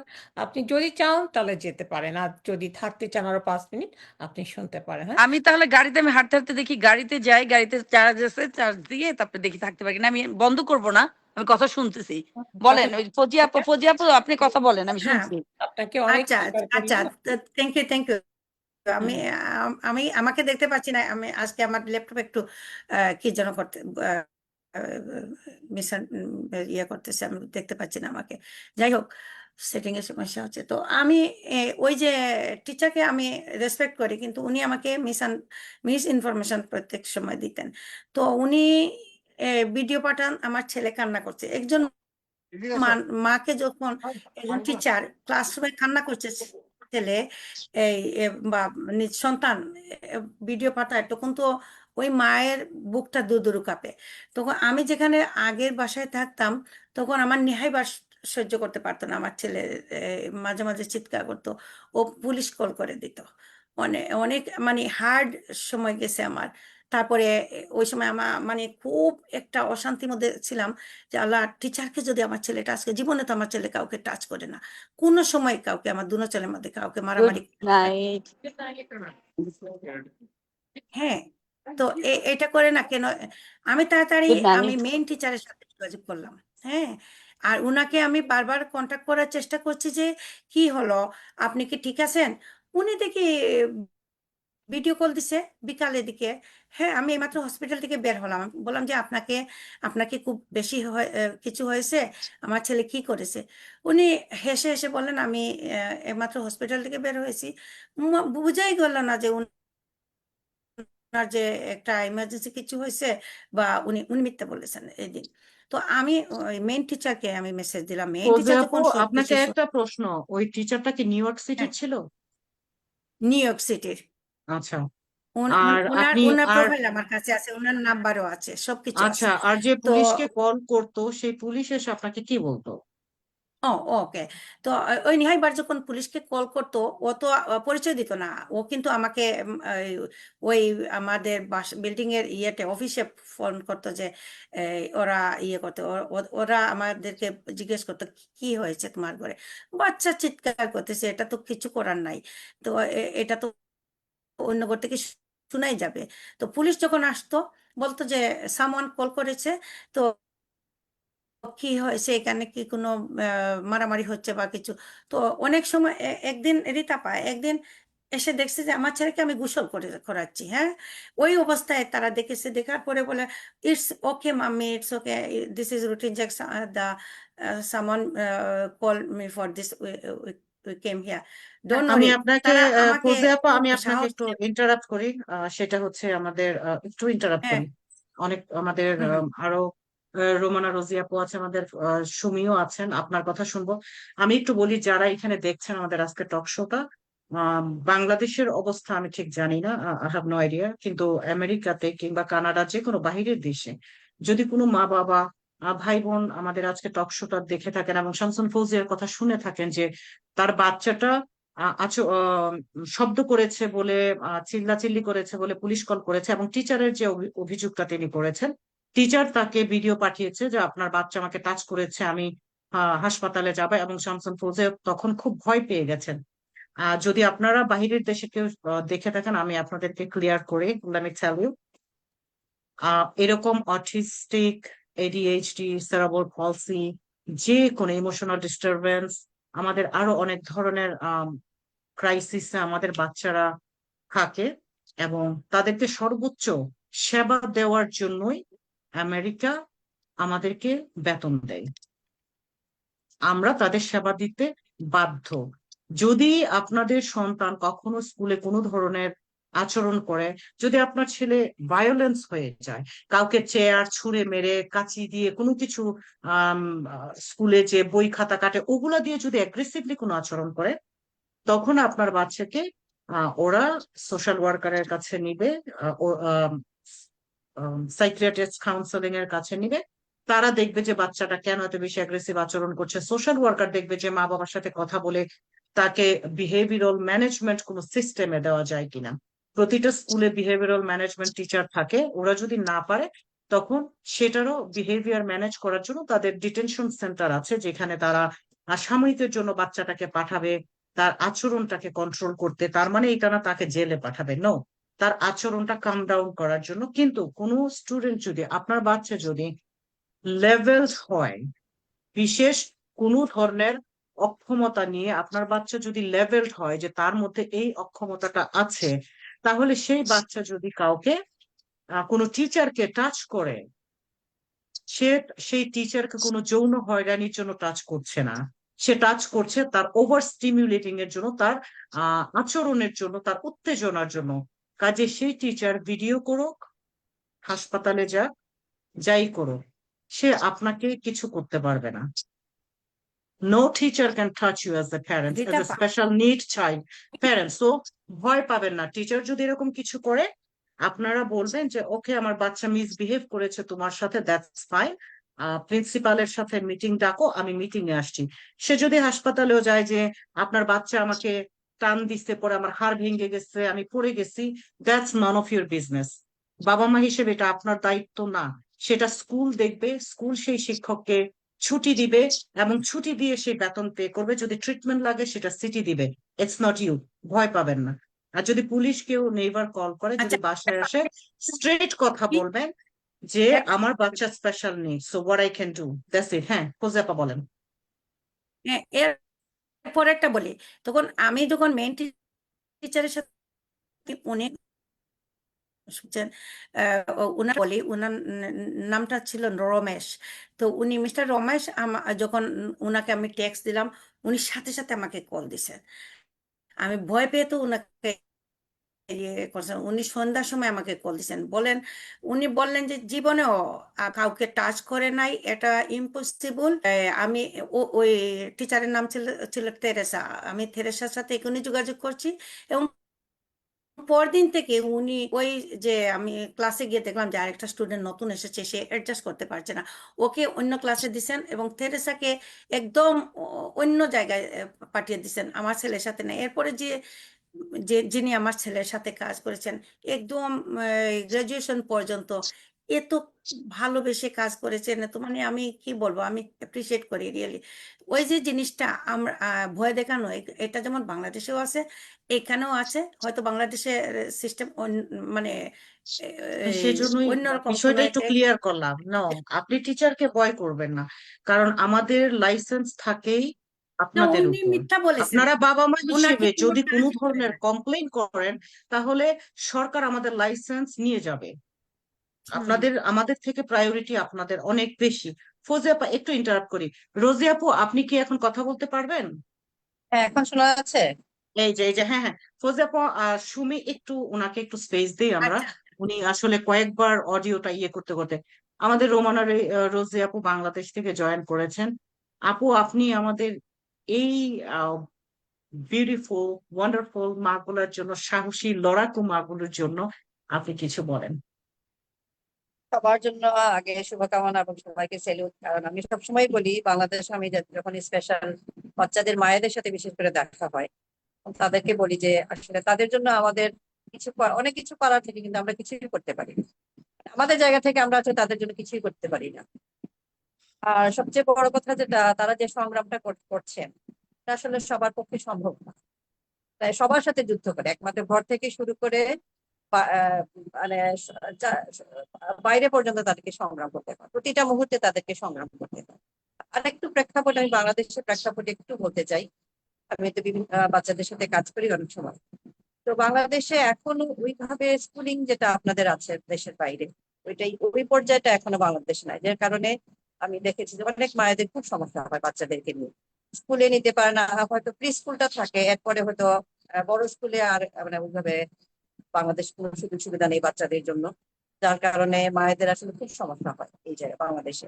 আর কিছু কিছু যেখানে আছে বাংলাদেশে হয়তো প্রাইভেট, সরকারি ভাবে এখনো সব জেলাতে ওইভাবে এখনো নাই, মানে ওই ধরনের সুযোগ সুবিধা দিয়ে এখনো হয় না। বিভাগীয় পর্যায়ে আছে, জেলা পর্যায়ে ওইভাবে এখনো হয়নি।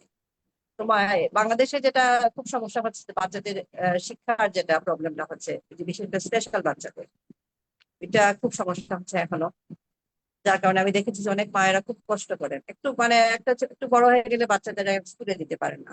তো আসলে বাসায় একটা বাচ্চারে ওনারা যে মারা আছেন ওনারা বলতে পারেন 24 আওয়ার্স একটা বাচ্চারে বাসায় ওইভাবে দেখা, যদি বাইরের কোনো ইয়েতে স্কুলিং এর যদি সুযোগ সুবিধা না থাকে, মানে এটা খুব মানে কি বলবো, আসলে ওনারা যেভাবে করেন তাদের জন্য, মানে এটা বলার মতো কিছু নাই, আমাদের ভাষা নাই আসলে তাদেরকে কিছু বলার মতো। সবার জন্য আসলে শুভকামনা, এবং তারা যে স্পেশালি ভাবে স্পেশাল, আমি সবাইকে বলি স্পেশাল মাও না, বাচ্চারা তো স্পেশাল, কিন্তু সাথে সাথে ওনারা কিন্তু স্পেশাল মা। তাদেরকে আমাদেরকে সবার মিলে সহযোগিতা করতে হবে। সে জায়গা থেকে আমরা হয়তো সবাই করতে পারি না, অনেক সময় আছে পরিবার থেকে অনেক সময় সুযোগ সুবিধা মানে সহযোগিতাটা ওইভাবে পাওয়া যায় না, কিন্তু সবচেয়ে বড় দরকার হচ্ছে পরিবারের সবাই যদি সহযোগিতা না করে এই বাচ্চাকে নিয়ে সামনে এগিয়ে যাওয়া খুব কঠিন আসলে। সে জায়গা থেকে আমি মনে করি সবার সচেতনতাটা খুব দরকার। রোজি আপু, আপনার সাথে আমরা আজকে আরেকটু সময় ব্যয় করব, যদিও আমাদের টক শো 1.5 ঘন্টা হয়ে গেছে, আমরা আরেকটু সময় ব্যয় করব বাংলাদেশের অবস্থাটা নিয়ে। আমার মনে হয় আমাদের সাথে 2 জন হোস্ট আছেন এখানে, আমাদের সোহানা নাজনীন এবং ফরিদা ইয়াসমিন। তাদের কালকে খুব সকালে উঠতে হবে, তাদের কাজ আছে। আমি একটু ফরিদা ইয়াসমিন এবং সোহানা নাজনীনকে ডাকবো। আপনারা যদি যদিও ওরা হোস্ট ছিলেন, এখন আমাকে দায়িত্ব দিয়ে ওনারা পালাতে চাচ্ছেন, আপনারা একটু কিছু বলুন মায়েদের জন্য, সমাজের জন্য, তারপর আপনারা বিদায় নেন, যেহেতু আপনাদের কাজ আছে কালকে। ধন্যবাদ রীতা। আসলে এতক্ষণ যে কথাগুলো শুনলাম, 3জন মায়ের কথা, 3জন সংগ্রামী মুখের কথা। তারা শুধু মা না, তারা আসলে অনেক কিছু। তারা একজন মা এত কিছু সহ্য করে, একজন মা সন্তান ধারণ করে, সেই সন্তান পৃথিবীতে আসে, তারপরে তার সংগ্রামটা আরো বেশি হয়। এই যে মায়ের সংগ্রাম, দুঃখ আনন্দের সংগ্রাম, এই সংগ্রামের আসলে কোনো তুলনা নাই। শুধুমাত্র একজন মাই মনে হয় এরকম পারে। আমরা যারা নর্মাল মা, নর্মাল সন্তানের মা, তারাও ভাবি যে আমার সন্তানটা যখন অনেক ছোট ছিল কত কষ্ট করেছিলাম। কিন্তু এই যে মা, এদের কষ্টের তো সীমা নাই। তারা যতদিন বেঁচে থাকবেন এই সন্তানকে বুকে ধরে রাখবেন। আমৃত্যু তারা সন্তানকে সেবা দিয়ে যাবেন, সন্তানকে বুঝে চলবেন। বাংলাদেশের অবস্থা আরো খারাপ, সেদিকে না যায়। বাংলাদেশের সমাজটা তো যদিও এখন একটু একটু অগ্রসর হচ্ছে, যার জন্য আমাদের এইসব অনুষ্ঠান করা, যাতে সব জায়গায়, শুধু বাংলাদেশে না, এখানেও সবাই সহনশীল হোক, এবং আমরা যাতে বুঝি যে আমাদের এই সন্তানরা আমাদের বোঝা নয়, আমাদের সম্পদ, এবং তাদের জন্য সহমর্মিতা না, তাদের জন্য সমান সুযোগ যাবে, সমান সুযোগ পাবে। আমার যে সন্তানটা নর্মাল, সে যখন বাইরে যাবে, খেলতে যাবে, আমার যে সন্তানটা বিশেষ চাহিদা সম্পন্ন, সেও যেন নিরুদ্বেগে নিশ্চিন্তে বাইরে যেতে পারে, তার অধিকারটা যেন আমরা নিশ্চিত করতে পারি, এবং আমরা সচেতন হতে পারি। আমরা তাদেরকে যত বাইরে আনবো, আমার মনে হয় আমাদের সবার ভিতর সচেতনতা তত বাড়বে, এবং এই সচেতনতা পরিবার থেকে শুরু করতে হবে। কারণ একটা পরিবারের শুধু তো একটা সন্তান না, আরো অনেক মানুষ থাকে, মামা, চাচা, খালা, ফুপু, দাদি, নানি, আত্মীয় স্বজন, সবার ভেতর থেকে সচেতনতা আসবে, এবং সেই সচেতনতা যেন আমাদের সমাজে প্রতিফলিত হয়, এবং আমরা সবাই সুন্দরভাবে আমাদের এই বিশেষ চাহিদা সম্পন্ন আমাদের সন্তানদেরকে, আমাদের দেবতুল্য সন্তানদেরকে আমাদের বুকে ধারণ করতে পারি। এইটাই আমার আজকের কামনা সবার কাছে। ধন্যবাদ আমাদের এইসব দেবীতুল্য মায়েদের জন্য। ভালো থাকবেন সবাই। শুভরাত্রি। চমৎকার অনেক চমৎকার বললেন ধন্যবাদ ফরিদা ফরিদা আপা। ইয়াসমিন। মিষ্টি কথা বলে তো মানে খুব সুন্দর করে মিষ্টি কথা বলে বলে এখন আমাকে এখানে রেখে চলে যাচ্ছেন। সোন আপা, হ্যাঁ। অনেক ধন্যবাদ এই বিড়িটা। আসলে আজকে আমাদের কথার থেকে মনে হয় অতিথিদের কথাটারই বেশি গুরুত্ব ছিল এবং আমিও এতক্ষণ চুপচাপ কিছু অসাধারণ সন্তানের, অসাধারণ মায়েদের কিছু অসাধারণ বক্তব্য শুনলাম। আমি নিজে হয়তোবা এত ধৈর্যের পরিচয় দিতে পারিনি। তবে আমার পক্ষ থেকে যে কথাটা, অনেক কথাই ফরিদা আপা বললেন, সবাই বললেন। কিন্তু আমি খুব অল্প কথার ভেতরে যে কথাটা ডেলিভারি দিতে চাচ্ছি সেটা হচ্ছে যে এই টোটাল অটিজমের ব্যাপারটাতে যেমন সেই বাচ্চার বাবা-মার ১ম অ্যাকসেপ্টেন্সটা দরকার, যে গ্রহণযোগ্যতা, এবং সাথে তার পরিবার এবং তারপরে আসে সামাজিক। এই গ্রহণযোগ্যতাটা যখন আমাদের একদম সর্বোচ্চ সীমায় চলে যাবে, তখন আমার মনে হয় যে আসলে এই ব্যাপারটাতে আ ঠিক এটা সুরাহা হবে না, বাট অনেকটা সহজ হয়ে যাবে। আমাদের বাংলাদেশে যে সমস্যাটা হয়, যেটা আমি দেখে আসছি, কমাস আগেও আমি বাংলাদেশে গেছিলাম। তখন আমার কিছু আত্মীয়-স্বজনের সাথে দেখা করে আসছি যে তাদের যে সামাজিক জীবন সেটা নষ্ট হয়ে গেছে এবং তাদের হাসব্যান্ড ওয়াইফের ভেতরে যেই কনজুগাল লাইফ সেটাও নষ্ট হয়ে গেছে। শুধুমাত্র এই একটা কারণের জন্য যে তারা বাচ্চাটাকে নিয়ে গিয়ে বাইরে গেলেও বাইরের মানুষজন বলছে, "এরকম একটা বাচ্চা নিয়ে বাইরে আসার দরকার কি ছিল? খাবার খেতে গেছে একটা কোথাও হয়তো।" তো এই যে কথাগুলো, এই যে আমরা আমাদের হয়তো এরকম বাচ্চা নাই। কিন্তু আমরা যখন কোনো একটা পরিবেশে যাই, দেখি আমাদের সাথে, সাথে রিঅ্যাক্ট করার কিছু নাই। আমাদের বুঝতে হবে যে এটা যে একটা বিশেষ চাহিদা সম্পন্ন বাচ্চা যদি আমরা বলি বা অটিজম যেটাই বলি না কেন, যেই বিশেষণে বিশেষিত করি না কেন, আমাদেরকেও তাদেরকে একটা মানুষ হিসাবে, এবং তারাও সন্তান আরেকজনের সাথে, আমাদেরও একটা দায়িত্ব চলে আসে যে সেটাকে আমরা স্বাভাবিকভাবে এবং সেই বাবা-মাকেও যেন আমরা একটু বোঝার চেষ্টা করি। কারণ ওই বাবা-মাগুলো কিন্তু একটা বিশাল পরীক্ষার ভেতর দিয়ে পাস করেন। আমার মনে হয় যে ওই বাচ্চাটার কেয়ারিং এর সাথে, সাথে বাবা-মারও কিন্তু একটা কাউন্সেলিং দরকার, যে কিভাবে তারা ওই সময়টা বাচ্চাদেরকে দিবে, ধৈর্যের পরীক্ষা দিবে। বাচ্চাটার সাথে এরকম একটা জিনিস টেনে নিয়ে যাবে আজীবন। এটার জন্য যেন তাদের একটা কাউন্সেলিং দরকার বলে আমি মনে করি। যে একটা মায়েরও ডেফিনেটলি। কাউন্সেলিং দরকার আছে। শুধু বাচ্চাটা তো একটা চাহিদা আছে, তার একটা অন্যরকম ব্যবস্থা, চিকিৎসা পদ্ধতি কিংবা সেটার ব্যাপারে আমি যাচ্ছি না। সেটার জন্য তো আছেই। কিন্তু সাথে তার বাবা-মা যারা হয়তোবা সাধারণ একটা মানুষের মতো জন্মেছেন, তারা শুধু ওই বাচ্চাটার কারণে তাদের লাইফটা হয়ে যাচ্ছে ভিন্ন। আমি অস্বাভাবিক বলবো না, বলবো ভিন্ন ধাঁচে। সেই জীবনের সাথে যাতে তারা মানিয়ে নিতে পারে, সেজন্য আমাদেরকেও, যারা আমরা আছি অন্যান্য সমাজের মানুষে, আমাদেরও কিন্তু একটা দায়িত্ব আছে। এবং এই জায়গাটাতে আমাদের বাংলাদেশের অবস্থা ভীষণ পিছানো। এটা আমি ১০০ বার স্বীকার করব। আমেরিকার মতন না, এরকম সুযোগ সুবিধা নেই। কিন্তু তারপরও আমি রূপা আপাকে, সুমিকে দেখি, এই যে ফারজানা আপাকে দেখি এত লেখে, কিভাবে সময় পায়। আমার মনে হয় এরাও বোধহয় স্পেশাল মা হয়ে গেছে। আমি সুমিকে দেখি, রূপা আপাকে দেখি, আমার কখনো মনে হয় না যে এদের পিছনে কি বিশাল একটা লম্বা কাজের মানে আমি অবাক হয়ে যাই যে কিভাবে পারে। আমরাও তো মনে হয় এত সুন্দর করে নিজেকে রিপ্রেজেন্ট করতে পারি না। তো আমি আসলে কিভাবে সেলুট জানাবো আপনাদেরকে আমি জানি না। আমার মনে হয় যে আমাদের পক্ষ থেকে মানসিকভাবে যদি যে সাপোর্টটা দরকার, আমরা আছি আপনাদের সাথে, আপনারা এগিয়ে যান। আজকে শুভরাত্রি। আজকে আমি বিদায় নিচ্ছি। আমার মনে হয় এইচবি রিতা এই ব্যাপারে অনেক পড়াশোনা করেন এবং অনেক কিছু জানেন। এইচবি রিতা মানে অনুষ্ঠানটা শেষ করুক এবং বাকি কথাগুলো চালিয়ে যাক। ধন্যবাদ সবাইকে। শুভরাত্রি। ধন্যবাদ। শুভরাত্রি, তোমাদের সবাইকে শুভরাত্রি। আমিও বিদায় নিতে চাচ্ছিলাম, কারণ গাড়ি স্টার্ট দিয়ে বসে আছি। বাসায় যাব, ঠিক 10:30 আছে, ঠিক বাজে। আছে। হ্যাঁ, না আমাদের আসলে অনেক এটা সবসময় আমাদের অটিজম নিয়ে যখন আমরা অনুষ্ঠানটা করি, এটা দীর্ঘ হয় আসলে। আমরা কাউকে থামাতে পারি না সময়ের জন্য, তারপরও মাঝে মাঝে ইন্টারাপ্ট করতে হয়, কিন্তু শুনতে তো হয়, আমাদের অনেক কথা শুনতে হয়। শামসুন ফৌজিয়া সম্ভবত আবার বের হয়ে গেছেন। আচ্ছা, হ্যাঁ, আমরা সুমির কাছে একটু মানে মাঝখানে ইন্টারাপ্ট করে চলে চলে আসলাম। এই কাজটা আমি বরাবরই করি, কারণ সুমি এতে কিছুই মনে করেন না। সুমি জানে যে আমাকে যে কোনো সময় এজবেরিতা থামিয়ে দিবেন, সেটার জন্য সে প্রস্তুত থাকে। আমি তো থামার জন্য সুমি আমি আমি থামার জন্য এবং চলার জন্য দুটার জন্যই প্রস্তুত আছি। তৈরি। হ্যাঁ, হ্যাঁ, কিমা। So, তো সুমি, আমি আমাদের অনুষ্ঠান 1.5 ঘন্টা হয়ে গেছে। সুমি আমাদের একটু বলো তোমার বাচ্চার সমস্যার কথা, সংকটের কথা তো আমরা শুনলাম। সুমির কাছে এখন জানতে চাই, এই যে তুমি প্রায় সময় বাচ্চাটাকে নিয়ে ফেসবুকে পোস্ট করো, তার বিভিন্ন কার্যক্রম নিয়ে আমি দেখি তুমি তাকে কি বলে গুছাতে দাও, কাজের বিছানা করতে কাজের দাও। বিনিময়ে খাদ্য। হ্যাঁ হ্যাঁ, তুমি সৎ মা। আমি দেখি যে সে কাজ করায়, তাকে বিছানা গুছাইতে দেয়, জানালার পর্দা টানতে দেয়, তারপর কি কি ক্লিন করতে দেয়, ওই যে রান্না করতে গেলে কি জানি ধুতে দেয়, কাটতে দেয়। শেষমেশ দেখলাম যে তাকে গাছে চড়াই দিছে, গাছে উঠাই দিয়ে তারা হাজবেন্ড ওয়াইফ মই নিয়ে চলে গেছে। মই তো বলে, মইটা নিয়ে হ্যাঁ, সরে হ্যাঁ। গেছে।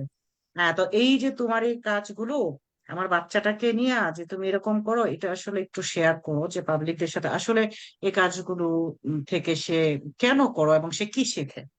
না, ধন্যবাদ আপা। আসলে চেষ্টা করি সে যতক্ষণ বাসায় থাকে তার হাতে একটা আইপ্যাড থাকে এবং টেলিভিশন দেখতে থাকে। টেলিভিশনে এ ধরনের বাচ্চারা একই জিনিস বারবার রিপিট করে, এটার অভ্যাস থাকে অনেকের মধ্যেই থাকে। তো এই কাজটা সে করে, সারাক্ষণই রিপিট করে, যেটা হচ্ছে যে অন্যদের জন্য যেটা খুব বদারিং ব্যাপার, যেটা আমি একটু আগে বলছিলাম যে এক কোথাও অনুষ্ঠানে যাওয়ার পরে যে কথাটা প্রথমে বলছিলাম। তো এটা তো থাকেই। এখন বাসায় ওর রুমে একটা টেলিভিশন আছে, ওটা ওর একার। যতগুলো টিভি আছে বাসায় সবগুলোই ওর, আমরা কেউ দেখি না, কিন্তু ওর রুমেই একটা আছে, সেটা ওরই। সেটা একেবারেই ওর, মানে দখল সত্ত্বে এটা ওরই আছে। আমার ঘরে ইন্টারনেটের লাইন, সেই লাইন দিয়ে আসলে খুব বেশি কাজের কাজ কিছু হয় না। ফোনের মধ্যে ফোনের ইন্টারনেট আছে, সুতরাং ইন্টারনেটটা শুধুমাত্র কাজে লাগে হচ্ছে ওর টেলিভিশন দেখার জন্য। তো যাই হোক, বাসায় যতক্ষণ থাকে ততক্ষণ একটা টেলিভিশন এবং একটা আইপ্যাড, দুইটা একসাথে চলবে, কিন্তু দুইটা একসাথে চলবে। টেলিভিশনে কিছু দেখবে না, কিন্তু এটা অন থাকতে হবে, অন থাকবে, আর আইপ্যাডটা দেখবে। তো সেই কারণে যতটুকু সম্ভব হয় ওকে বাইরে নিয়ে যাওয়ার চেষ্টা করি। আমরা যখন কাজ করছি, যেমন এখন সামার আসছে, বাইরে হয়তো গাছ লাগাচ্ছি, তো ওকে বের করে নিয়ে গেলাম। যাওয়ার পর আমরা ইট এদিক থেকে ওদিক নিচ্ছি, ওকে দিচ্ছি আম্মুকে হেল্প করো। ওর বাবা হচ্ছে মাটির বস্তা নিয়ে আসছে, তো বস্তাটা হয়তো খুব বেশি ভার না, তারপরে বলে আম্মুকে একটু হেল্প করো, মানে ওই পাশ দিয়ে তুমি একটু ধরো। মানে ধরো বলতে ওকে শুধু কাজে এঙ্গেজ করা, ব্যস্ত যে ও রাখা, হ্যাঁ। ব্যস্ত রাখা। ও ও একাই দিচ্ছে, কিন্তু ওকে একটু ধরানো, যে আমি বললাম যে আমি না, হাতে। আবার দেখছি যে ও শুনে, ও যেটা হ্যাঁ, করতে বলে আবার সাথে হ্যাঁ, সাথে করে। শুনে শুনে, হ্যাঁ, একটু বিরক্ত হয় প্রথম প্রথম, হয়তো একটু বিরক্ত হয়, বিরক্ত বিরক্ত হয়ে কখনো কখনো একটু আম, বিরক্ত অ্যাগ্রেসিভনেস দেখায়। আবার একটু পরে যখন আবার মন ভালো হয়ে যায় তখন আবার যে মানে আদর করে দিয়ে আসে। তো বাবা বলে যে একটু আগে যেটা ছিল সেটা হচ্ছে বিরক্তি, বিরক্তির পরে এখন কাজ শেষ, এখন তো সে বুঝছে যে একটু আগে সে বিরক্ত প্রকাশ করছে, সেজন্য যায় আবার একটু গালের সাথে গাল টাল ঘেঁষে টেসে দিয়ে আসবে, মানে এটা সে করে।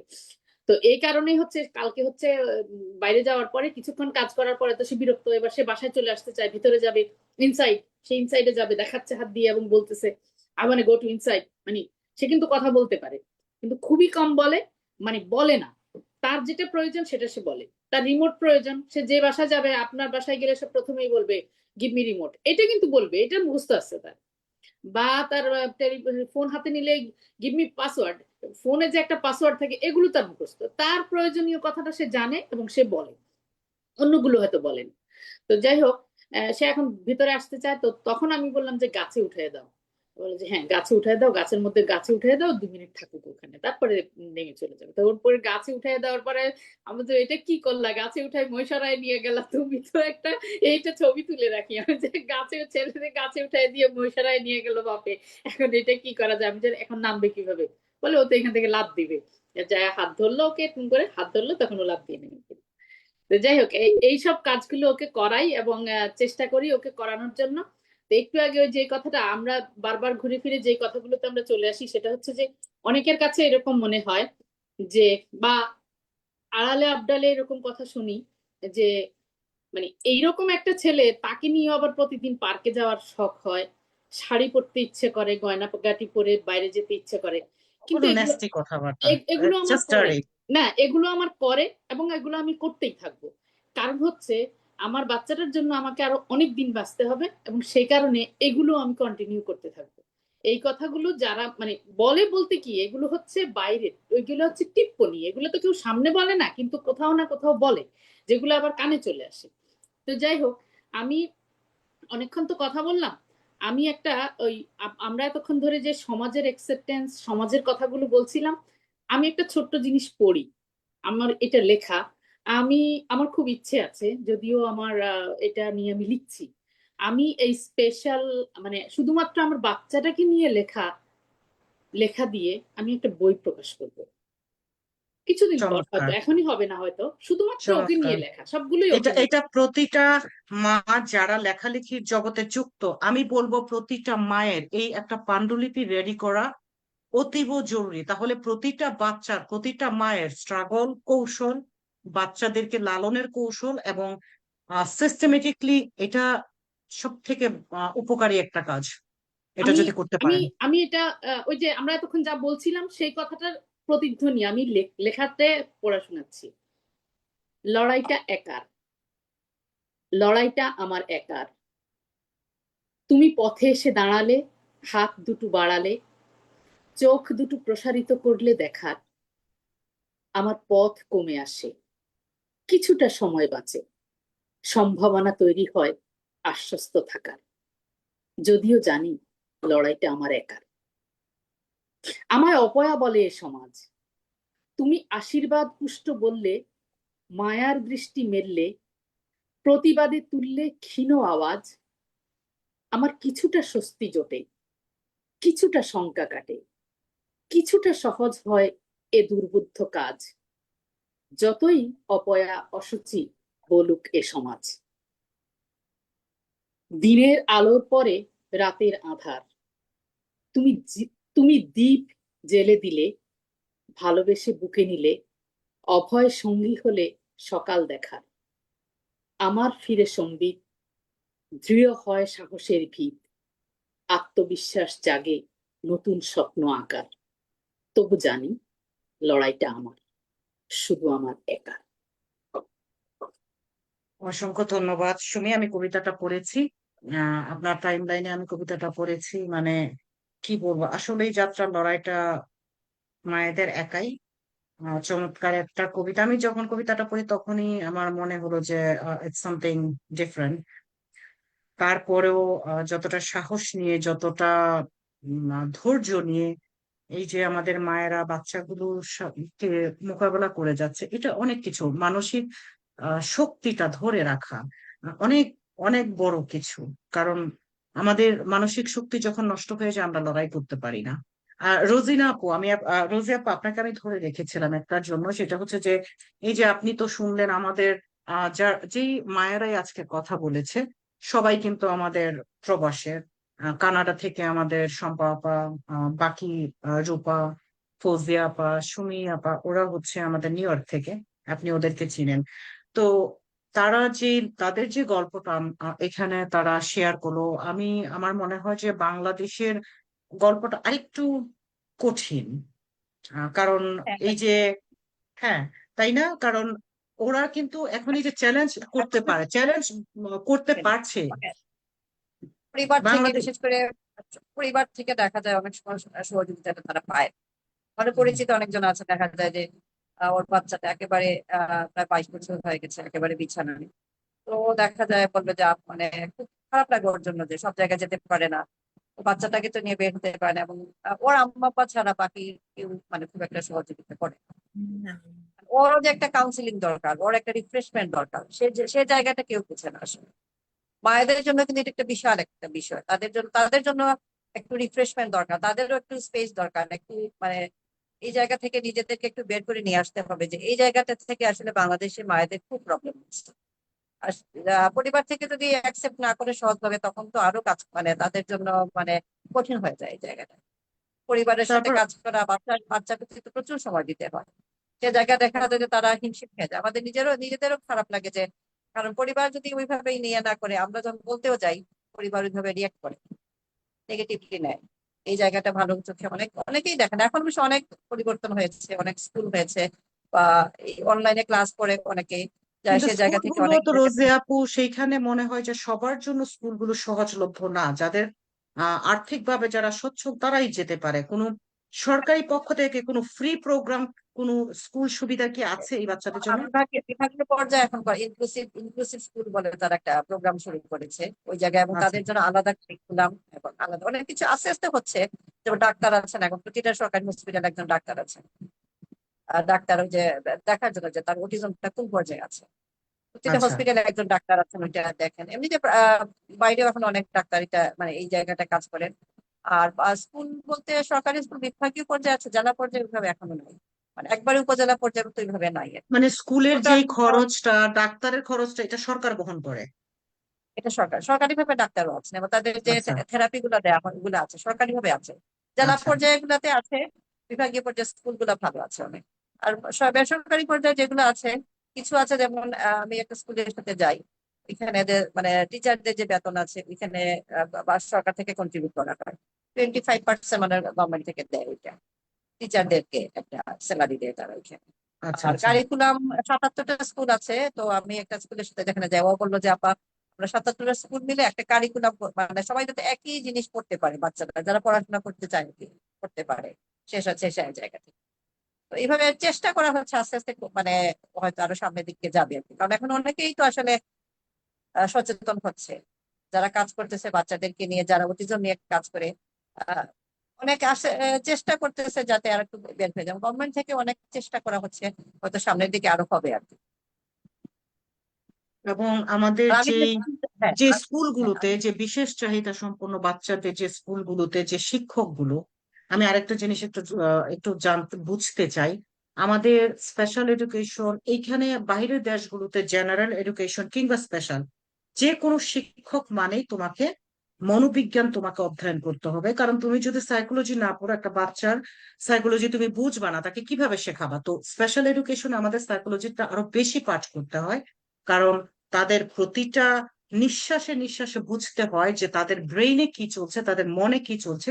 সে অনুযায়ী বাংলাদেশের আমাদের এই স্পেশাল এডুকেশনের যে প্রোগ্রামগুলো এখন চালু হচ্ছে, কিংবা সরকারি পক্ষ থেকে যেই আহ শিক্ষাগুলো চালু হচ্ছে, ওইখানকার যে শিক্ষকরা তারা কি এরকম তাদের পড়াশোনার ক্ষেত্রে সাইকোলজি ম্যান্ডেটেড, কিংবা তাদেরকে কোনো খুব কিছু প্রশিক্ষণ দেওয়া হয় যেটা তাদেরকে সাহায্য করবে এই বাচ্চাদের বুঝতে? যেটা হয় টিচার্স ট্রেনিং যেটা হয়, এখানে একটা ইয়ে আছে তাদের, ওই বাট একটা নির্দিষ্ট কোনো সাইকোলজি পাঠ পাঠ্যপুস্তকে না অ্যাড বা হয়নি? আলাদা করে, আলাদা যারা মানে ওই যে স্পেশাল টিচিং এ যখন যায় তাদের জন্য আলাদা করে দেওয়া আছে, আচ্ছা তারা আচ্ছা আলাদা একটা ট্রেনিং, এখানে ট্রেনিং করানো হয়। তবে একটা যেটা হয়, যেটা আমার কাছে যেটা বলবো যে 77টা স্কুল আছে বাংলাদেশে গভর্নমেন্টের সাথে রিলেটেড, হয়তো পুরোপুরি ফান্ডেড না, যেগুলো আছে গভর্নমেন্টের ছাড়া আর কি। ওরা সবাই একসাথে মিলে কাজ করে আর কি, তাদের আচ্ছা শেয়ারিংটা আচ্ছা। একসাথে মিলে টিচাররা ওই জায়গাটাতে হয়তো আস্তে আস্তে আরো ইমপ্রুভ করতেছে। আর আশা আমি করি আমাদের সিলেক্ট দেশও ইমপ্রুভ হবে, হ্যাঁ, কারণ আচ্ছা, এখানে এস দেখা যায়। আমাদের কি শামসুল ফৌজি আমাদের সাথে আছেন? ফৌজি আপা, আপনি এখানে? আপনার মাইক আনমিউট, কিন্তু ক্যামেরাটা বন্ধ আমাদের সাথে। যেটা বলছিলেন একটু আগে, যে বাংলাদেশের কথা বলছিলেন, আমার পরিচিত একজন আছে, সম্পর্কে আমার দুঃসম্পর্কের ননদ হবে। তো যাই হোক, মাঝে মধ্যে ফোন করে, বলে যে হাজবেন্ড ওয়াইফ দুজনে চাকরি করেন। হাজবেন্ড হচ্ছে ব্যাংকার, আর ওয়াইফ ও একটা কলেজে পড়ায়।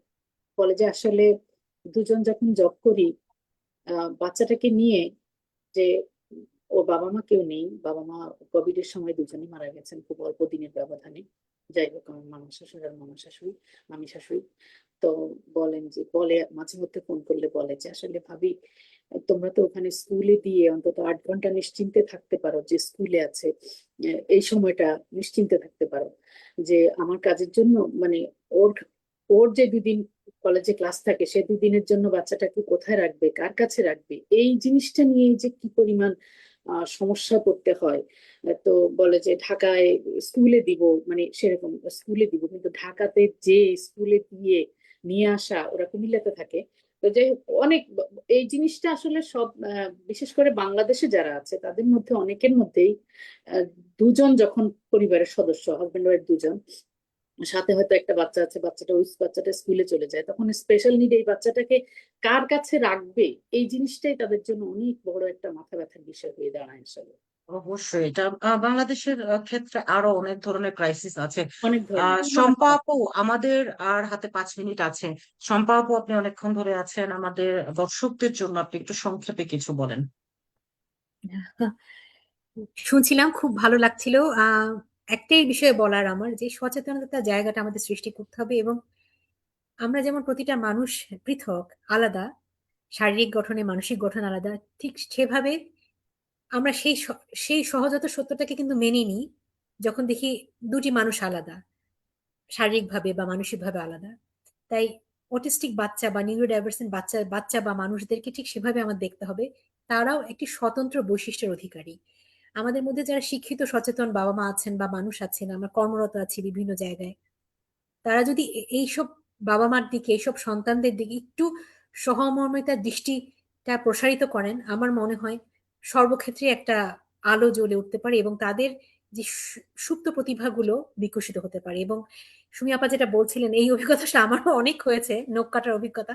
আমার হাজবেন্ড বেশি করতো, মানে চেপে ধরে অনেক সময় কাটাতে হতো, নখ কাটতে হতো, বা ও ঘুমিয়ে থাকলে কাটতে হতো, একটু ব্লিডিং হয়ে গেলে বা ব্যথা পেলে ও খুব ভয় পেয়ে যেত। তা এই এরম খুঁটিনাটি গত 16 বছরে আমাদের যে জার্নিটা, মতো এরম হাজারো বাবা মা আছেন যাদের জার্নিটা সহজ নয়। এই সত্যটুকু আমরা মানুষ সবই বুঝি।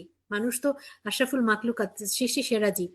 তো এই আমাদের এই বোঝার জায়গাটা যদি আমরা আরেকটু উন্মুক্ত করি, যে এরা কিন্তু বোঝা না, এরা শুধু ব্যতিক্রম এবং স্বতন্ত্রের বৈশিষ্ট্যে ব্যতিক্রম। শুধু এই যোগটা যদি আমরা একটু সৃষ্টি করি, আমি বিশ্বাস করি মানুষ পারে না এমন কিছু নেই। তাই আমরা আসুন, আমি সবাইকে অনুরোধ করছি, সর্বস্তরে আমরা যারাই আছি, একটু ভালোবাসার চোখ দিয়ে, একটু অন্য চোখ দিয়ে, একটু আদরের চোখ দিয়ে, সহমর্মিত চোখ দিয়ে এদেরকে দেখুন। আমি নিজে দেখি, আমার নিজের সন্তান আছে বলে বলছি না, আমার আত্মীয় স্বজন বন্ধু বান্ধবের মধ্যে অনেককে দেখেছি লুকিয়ে রাখতে চান। লুকানোর কিছু নেই। প্রতিভা, এরা প্রতিভা, এটাকে অনন্য প্রতিভা হিসেবে দেখুন। যেই অটিস্টিক বাচ্চাটা কথা বলতে পারে, নন ভার্বাল থাকে, তাদের বাবা মার তো আরো জটিলতা, কারণ তারা তো বোঝাতে পারছে না। কিন্তু রাইট। এরা কিন্তু অনুভূতিহীন নয়, তাদের অনুভূতি কিন্তু, মানে অনুভূতিটাকে বুঝতে, তার জন্য আপনার সহমর্মিতাই তাকে একটা অনুভূতির পরিবেশ সৃষ্টি করে দেবে। আপনার সহমর্মী দৃষ্টিভঙ্গি এবং সহানুভূতিশীল দৃষ্টিভঙ্গি এই বাচ্চাটার জীবনকে অন্যরকম করে দিতে পারে, কারণ তখন তার অনুভূতি জায়গাটা আরো প্রসারিত হবে। সে পৃথিবীটাকে যুদ্ধক্ষেত্র মনে করবে না, পৃথিবীটাকে এক শান্তির ক্ষেত্র মনে করবে। আমরা মানুষরা পারি না এমন কিছু নেই। আমি বিশ্বাস করি, মানে দূরত্ব না, একটা আমাদের দৃষ্টি সৃষ্টি করতে হবে। আমরা যে যার অবস্থান থেকে আছি, দরকার হলে প্ল্যাটফর্মে ছড়িয়ে দিন, দরকার হলে লিখুন, দরকার হলে বেশি করে বলুন। আমি আমার সন্তানকে যেমন সব জায়গায় নিয়ে যাই, জিজ্ঞেস করুক বা না করুক, সবাইকে ওভাবে ইন্ট্রোডিউস করে দিই, ওভাবে করে দেন। এটা কোনো লজ্জা না, এটা সংস্কার না। আমার পরিবারের মধ্যে আমার হাজবেন্ডের ভাইয়ের বাচ্চা, সে কিন্তু নন ভার্বাল, কিন্তু তাদের ক্ষেত্রে দেখেছি এটা একেবারেই তার অন্যরকম। সত্যি কথা, আমার একটা দেবর, তার ওই বাচ্চাটাকে ওরা, আমি অনেক ক্ষেত্রে দেখেছি ঠিক সেইভাবে ওরা প্রকাশ করেনি, কিন্তু প্রকাশটা না করে একটু ভুল করেছে। বাচ্চাটা আমাদের বড় হয়ে প্রকাশ গেছে, করতে হবে, রাইট। প্রকাশ করতে হবে। আপনি বলুন। আমার হাজবেন্ড অনেক সময় বলেন, আমি প্রয়োজন ছাড়াও বলি, আমার ছেলেটা কিন্তু এরকম এসেছে, ওকে। অনেকে আমাকে এটাও বলেছে, সুমি আপা যেটা বলেন, সুমি আপা চমৎকার ভাবে সাজেন, মানে অনুকরণীয় উনি সাজের ক্ষেত্রে, এত সুন্দর করে সাজেন, খুব ভালো লাগে। মানে এটা আমি আগেও বলেছিলাম, এরকম একটা বাচ্চা মনে তো হয় হাঁটতে চলতে পারে, উনি আবার এত রঙিন জামা পরে এসেছেন কেন? কিন্তু আমারও যে মাইন্ড রিফ্রেশমেন্টের প্রয়োজন আছে, আমারও যে একটু শান্তির প্রয়োজন আছে, আমি একজন নারী, আমি কেন এরকম একটা জামা পরে আসলাম, আমি কেন সেজে গেলাম? মানে মানে আমাদের খুব আমাদের বদ্ধ এগুলো থেকে ডেফিনেটলি বের হ্যাঁ, হয়ে আসতে হবে, বের আমাদের হয়ে আসতে হবে রেসপেক্টফুল সেই হতে বদ্ধ হবে। মানসিকতা থেকে আর কি। রাইট। এটাই আমার শামসুন ফৌজি আপু, আপনি এখানে, ফৌজি আপু, আমাদের হাতে আর একেবারেই সময় নেই। জি। ফৌজি আপু, আপনি আমাদের 1 মিনিট একটু কিছু বলেন। ধন্যবাদ। আমি আমি এটাই বলবো যে যেহেতু আমরা অটিজম সন্তানদের নিয়েই আছি, এটা হতাশ হওয়ার কিছু নেই। আমি আমার নিজের অভিজ্ঞতা থেকে এবং নিজের অনুভূতি, সর্বাত্মক অনুভূতি থেকে বলি, আমি আমার বাচ্চাদেরকে খুব মনে প্রাণে গ্রহণ করেছি। যখন আমি অটিজম কি জানতাম না, তখন থেকেই এখনো পর্যন্ত আমি গ্রহণ করেই, এবং কিভাবে ম্যানেজ করে চলতে হয়, কিভাবে পরিস্থিতি সামাল দিয়ে চলার চেষ্টা করেছি। আমি জানি এরা সম্পূর্ণ সুস্থ হবে না, বা কথা বলতে পারবে না, বা বুঝশক্তি পাবে না। এটা হয়তো ফিরে পাবে, হয়তো কোনো এক সময় বুঝশক্তি একটু আসতে পারে, বাট সবকিছু আল্লাহর হাতে। কিন্তু আমাদেরকে চেষ্টা করতে হবে, আমরা যেন এই বাচ্চাদেরকে নিয়ে হতাশ না হই, লুকিয়ে না রাখি, বা কেউ যেন অবহেলা না করি। পরিবার, সমাজ, আত্মীয় স্বজন, বন্ধু বান্ধব, সবার কথা বলছি। সবারই এখন অটিজম, ঘরে ঘরে অটিজম দেখা বা সন্তান দেখা যাচ্ছে। কিন্তু আমরা যেন কেউ অবহেলা না করি, এদেরকে ভালোবাসি। এদেরকে একটু সহানুভূতি, একটু ভালোবাসা দিলে এরা গলে যায়, এরা বুঝতে পারে কে ভালোবাসে, কে ভালোবাসে না। তো আমরা আসুন সবাই নিজেরা সচেতন হই, আমরা মা বাবারা যেন কখনো হতাশ না হয় এবং মনের শক্তি সেটা যেন ধরে রাখতে পারি। সেই সাথে আমাদের বাচ্চাদের যত্ন নেওয়ার পাশাপাশি আমাদের নিজেদের দিকেও খেয়াল রাখতে হবে, যত্ন নিতে হবে। এটাই আমি সবার কাছে বলতে চাই। ধন্যবাদ ফৌজা আপু। আসলে আমি আমাদের অনুষ্ঠানটা শেষ করতে হচ্ছে, 2 ঘন্টা হয়ে গেছে। তো আমি শেষ মুহূর্তে একটা কথা বলি। আপনারা এখানে সবাই খুব কি বলে, খুবই নমনীয় ভাবে, খুবই মার্জিত ভাবে আপনারা বলেছেন বাচ্চাদের নিয়ে, যে আমাদের বাচ্চাদের প্রতি একটু সহানুভূতিশীল হন, আম, কিংবা তাদের প্রতি একটু ধৈর্যশীল হন, তাদেরকে সাদরে গ্রহণ করেন। অনেক কিছু আপনারা বলেছেন, আমি দেখলাম। আপনাদের যে আবেদনটা কিংবা আপনারা যে জিনিসটা বলছেন আমাদের সমাজের প্রতি, এটা আসলে আমি আমার পক্ষ থেকে কিভাবে বিষয়টাকে বলি জানেন? আমি বলবো যে আপনি যদি সমাজের একজন সচেতন, ভদ্র এবং একজন জ্ঞান সম্পন্ন শিক্ষিত নাগরিক হয়ে আপনি যদি একটা অটিস্টিক বাচ্চাকে পথে ঘাটে দেখে, প্রতিবেশীর ঘরে জন্মাতে দেখে, কোনো আয়োজনে, এলিভেটরে, কোনো জায়গায় যদি একটা অটিস্টিক বাচ্চাকে দেখে আপনার যদি মনে হয় যে আপনি নাক সিটকাবেন, কিংবা আপনার যদি মনে হয় যে বাচ্চা এরকম করছে কেন, আপনার যদি মনে হয় যে ওর মা এত রং ঢং করছে কেন, মানে আপনি যদি একটা অটিস্টিক বাচ্চাকে গ্রহণ করতে না পারেন, আপনি যদি একটা অটিস্টিক বাচ্চার মাকে তার রূপ, সৌন্দর্য, সাজগোজ, তার সামাজিক ইভেন্ট গুলো যদি আপনি অ্যাকসেপ্ট করতে না পারেন, তাহলে আমি আপনাদেরকে বলবো, আমাদের মায়েরা তো খুব ভদ্রভাবে আপনাদেরকে বলেছে সহানুভূতি দেখান, আমি আপনাদেরকে বলবো স্টেপ ব্যাক।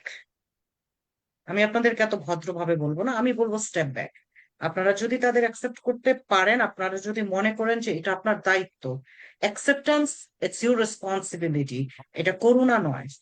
আপনি একজন নাগরিক হিসেবে, একজন সচেতন নাগরিক হিসেবে, একজন মানবিক নাগরিক, একজন নৈতিক নাগরিক হিসেবে, এটা এই যে কোনো কিছু, এই অটিজমকে গ্রহণ করাটা, এটা আপনার একটা নৈতিক দায়িত্বে পড়ে।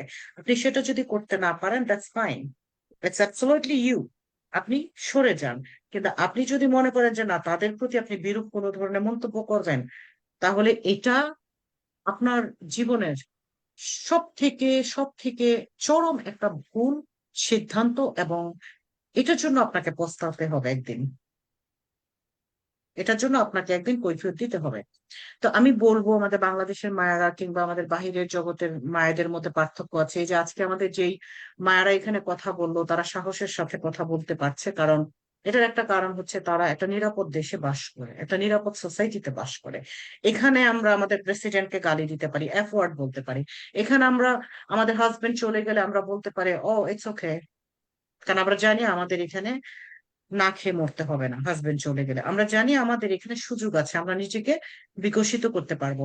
আমাদের এখানে সিঙ্গেল মায়েরা যাদের ঘরে অটিস্টিক বাচ্চা আছে, আরো আরো সিরিয়াস কন্ডিশনের কোনো কিছু আছে, তারাও কিন্তু এখানে না খেয়ে থাকে না, তারাও সোসাইটিতে মাথা উঁচু করেই চলে।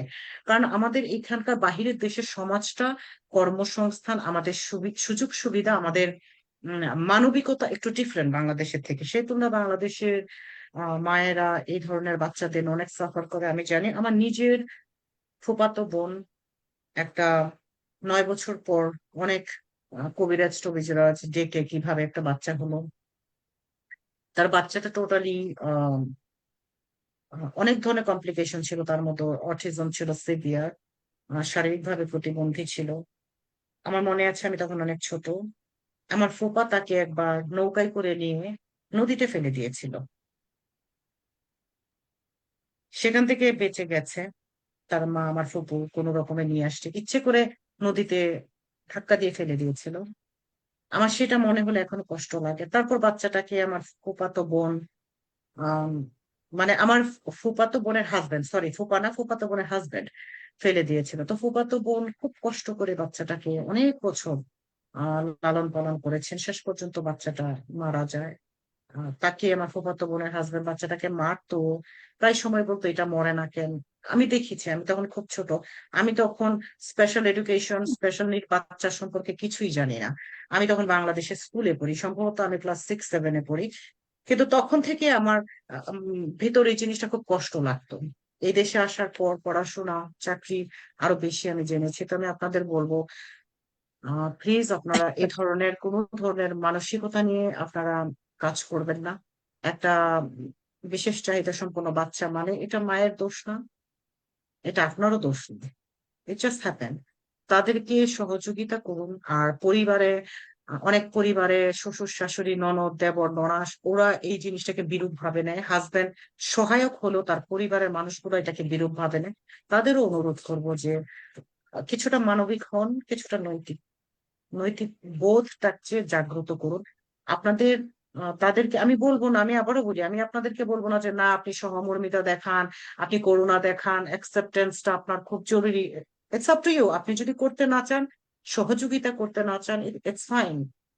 কিন্তু অন্তত মানসিক ভাবে সেই বাচ্চার মাটাকে ধ্বংস করবেন না। আপনার ভালো না লাগলে আপনি সরে যান, কিন্তু সেই বাচ্চার মাটাকে কষ্টে রাখবেন না, মানসিক অশান্তিতে রাখবেন না। কারণ একটা এই ধরনের বাচ্চাকে লালন পালন করতে গিয়ে একটা মায়ের মস্তিষ্কে তার মানসিক শক্তি কতটুকু ক্ষতিগ্রস্ত হয়, এবং সেটা ক্ষতিগ্রস্ত হতে হতে একটা মা কতটা লড়াই করে সেই মানসিক শক্তিটাকে মানে ধ্বংস হওয়ার পর থেকে রক্ষা করে, এটা শুধু সেই জানে। এটা অনেক বড় একটা লড়াই, অনেক কঠিন একটা লড়াই। তো আপনারা দায়িত্বশীল হন, মানুষ হওয়ার চেষ্টা করি আমরা, মানুষের প্রতি আমরা মানবতা দেখাই, আমাদের দায়িত্বটুকু অন্তত পালন করি, এইটুকুই বলবো। আমাদের আর 1 মিনিট সময় আছে, আমি অনেকটুকু সময় নিয়ে নিয়েছি। তো আজকের জন্য আমাদেরকে সবাইকে বিদায় নিতে হবে। আর যারা ধৈর্য ধরে আমাদের সেই 2 ঘন্টার আয়োজনটা আজকে আমাদের কথা শুনলেন দেখলেন, তাদের সবাইকে অসংখ্য ধন্যবাদ। প্রথম আলো উত্তর আমেরিকার পক্ষ থেকে আমি সবাইকে বিশেষ ধন্যবাদ জানাচ্ছি যে আপনারা এতক্ষণ দেখেছেন। রোজি আপু বাংলাদেশ থেকে যুক্ত হয়েছেন, খুব ভালো লেগেছে। আমরা রোজি আপুকে আবারও দেখতে চাই, আমার খুব প্রিয় একটা মানুষ। কানাডা থেকে আমাদের শম্পা আপা, আপনাকে অসংখ্য ধন্যবাদ। আর নিউ ইয়র্ক বাসীদের আমি ধন্যবাদ দিতে চাই না, কারণ নিউ জার্সি থেকে আমি এই শেষ এটা বলে তারপর আপনি শেষ করবেন। আমি হ্যাঁ, আমাদের নিউ জার্সি থেকে যুক্ত হয়েছে সুমি। আর হ্যাঁ তাকে ধন্যবাদ না দিলে নেক্সট টাইম তার বাসায় আর আমার খাওয়া দাওয়া হবে না। আচ্ছা তাকে আমি ধন্যবাদ দিলাম। যদিও সুমি থাকে আমাদের নিউ ইয়র্কের ঠিক একেবারে বর্ডার লাইনে, হ্যাঁ কিন্তু এটা আমাকে বলতেই হলো। হ্যাঁ, ঠিক আছে। আচ্ছা আমি এটা বলছি পড়বো তারপরে আপনি শেষ করবেন। সেটা হচ্ছে হুম হুম হুম, এটা আরেকটা লেখা, জি। Autism bomb. আমার যত আঁকিবুকি লেখালেখি, দিনরাত একসাথ, সাধন ভজন কর্মকাজ তাকে ঘিরে। একটা সাদা পৃষ্ঠা হতে, একটা প্রেমের কাব্য হতে, মন পুড়েছে, ঘাম ঝরেছে, সকাল সন্ধ্যা এক হয়েছে অশ্রু নদীর তীরে। ঘর জানেনি, পর জানেনি, সামনে পিছে ডাইনে বাঁয়ে কেউ জানেনি, কেউ দেখেনি, কেউ বুঝেনি। আজ অবধি একটি মাত্র বোমার ঘায়ে কেমন করে শুকিয়ে গেছে ইচ্ছে নদী। সব আহ্লাদ হারিয়ে গেছে, ঘড়ির কাঁটা দাঁড়িয়ে গেছে, স্বপ্নগুলো গুঁড়িয়ে গেছে যেন ঠুনকো আতশ কাজ। জীবন্ত এক অগ্নিগিরি বুকের ভেতর, টের পায়নি কেউ তার আঁচ। রাগ পুষেছি, নিজ দুষেছি, পালিয়ে গেছি সবার থেকে ইচ্ছে করে। তারপর ধীরে ধীরে বুঝতে থাকি, বুঝাতে থাকি নিজেকে নিজে, তাও একাকি। থমকে থাকি, যুদ্ধে নামি খালি হাতে, তাও একাকি, খুব একাকি। হাল ছাড়লে চলবে কেন? একটা তো নয়, দুটো গোটা জীবন বাকি। এই যে আমি, এখন আমি, এমন আমি, বেঁচে আছি, ভালো আছি, আলোয় আছি। যে জেনে যায়, যে মেনে যায়, যে সয়ে যায়, যে বয়ে যায়, জীবন জুড়ে এমন ক্ষতি। বোমার আঘাত উতরে গেলে অন্য ব্যথা তুচ্ছ অতি। ধন্যবাদ। অসংখ্য ধন্যবাদ। হাল ছাড়লে চলবে কেন, দুটো গোটা জীবন বাকি। অসংখ্য ধন্যবাদ। তো আজকের জন্য আমরা বিদায় নিচ্ছি। আল্লাহ হাফেজ, সবাই ভালো থাকুন। জি, আচ্ছা।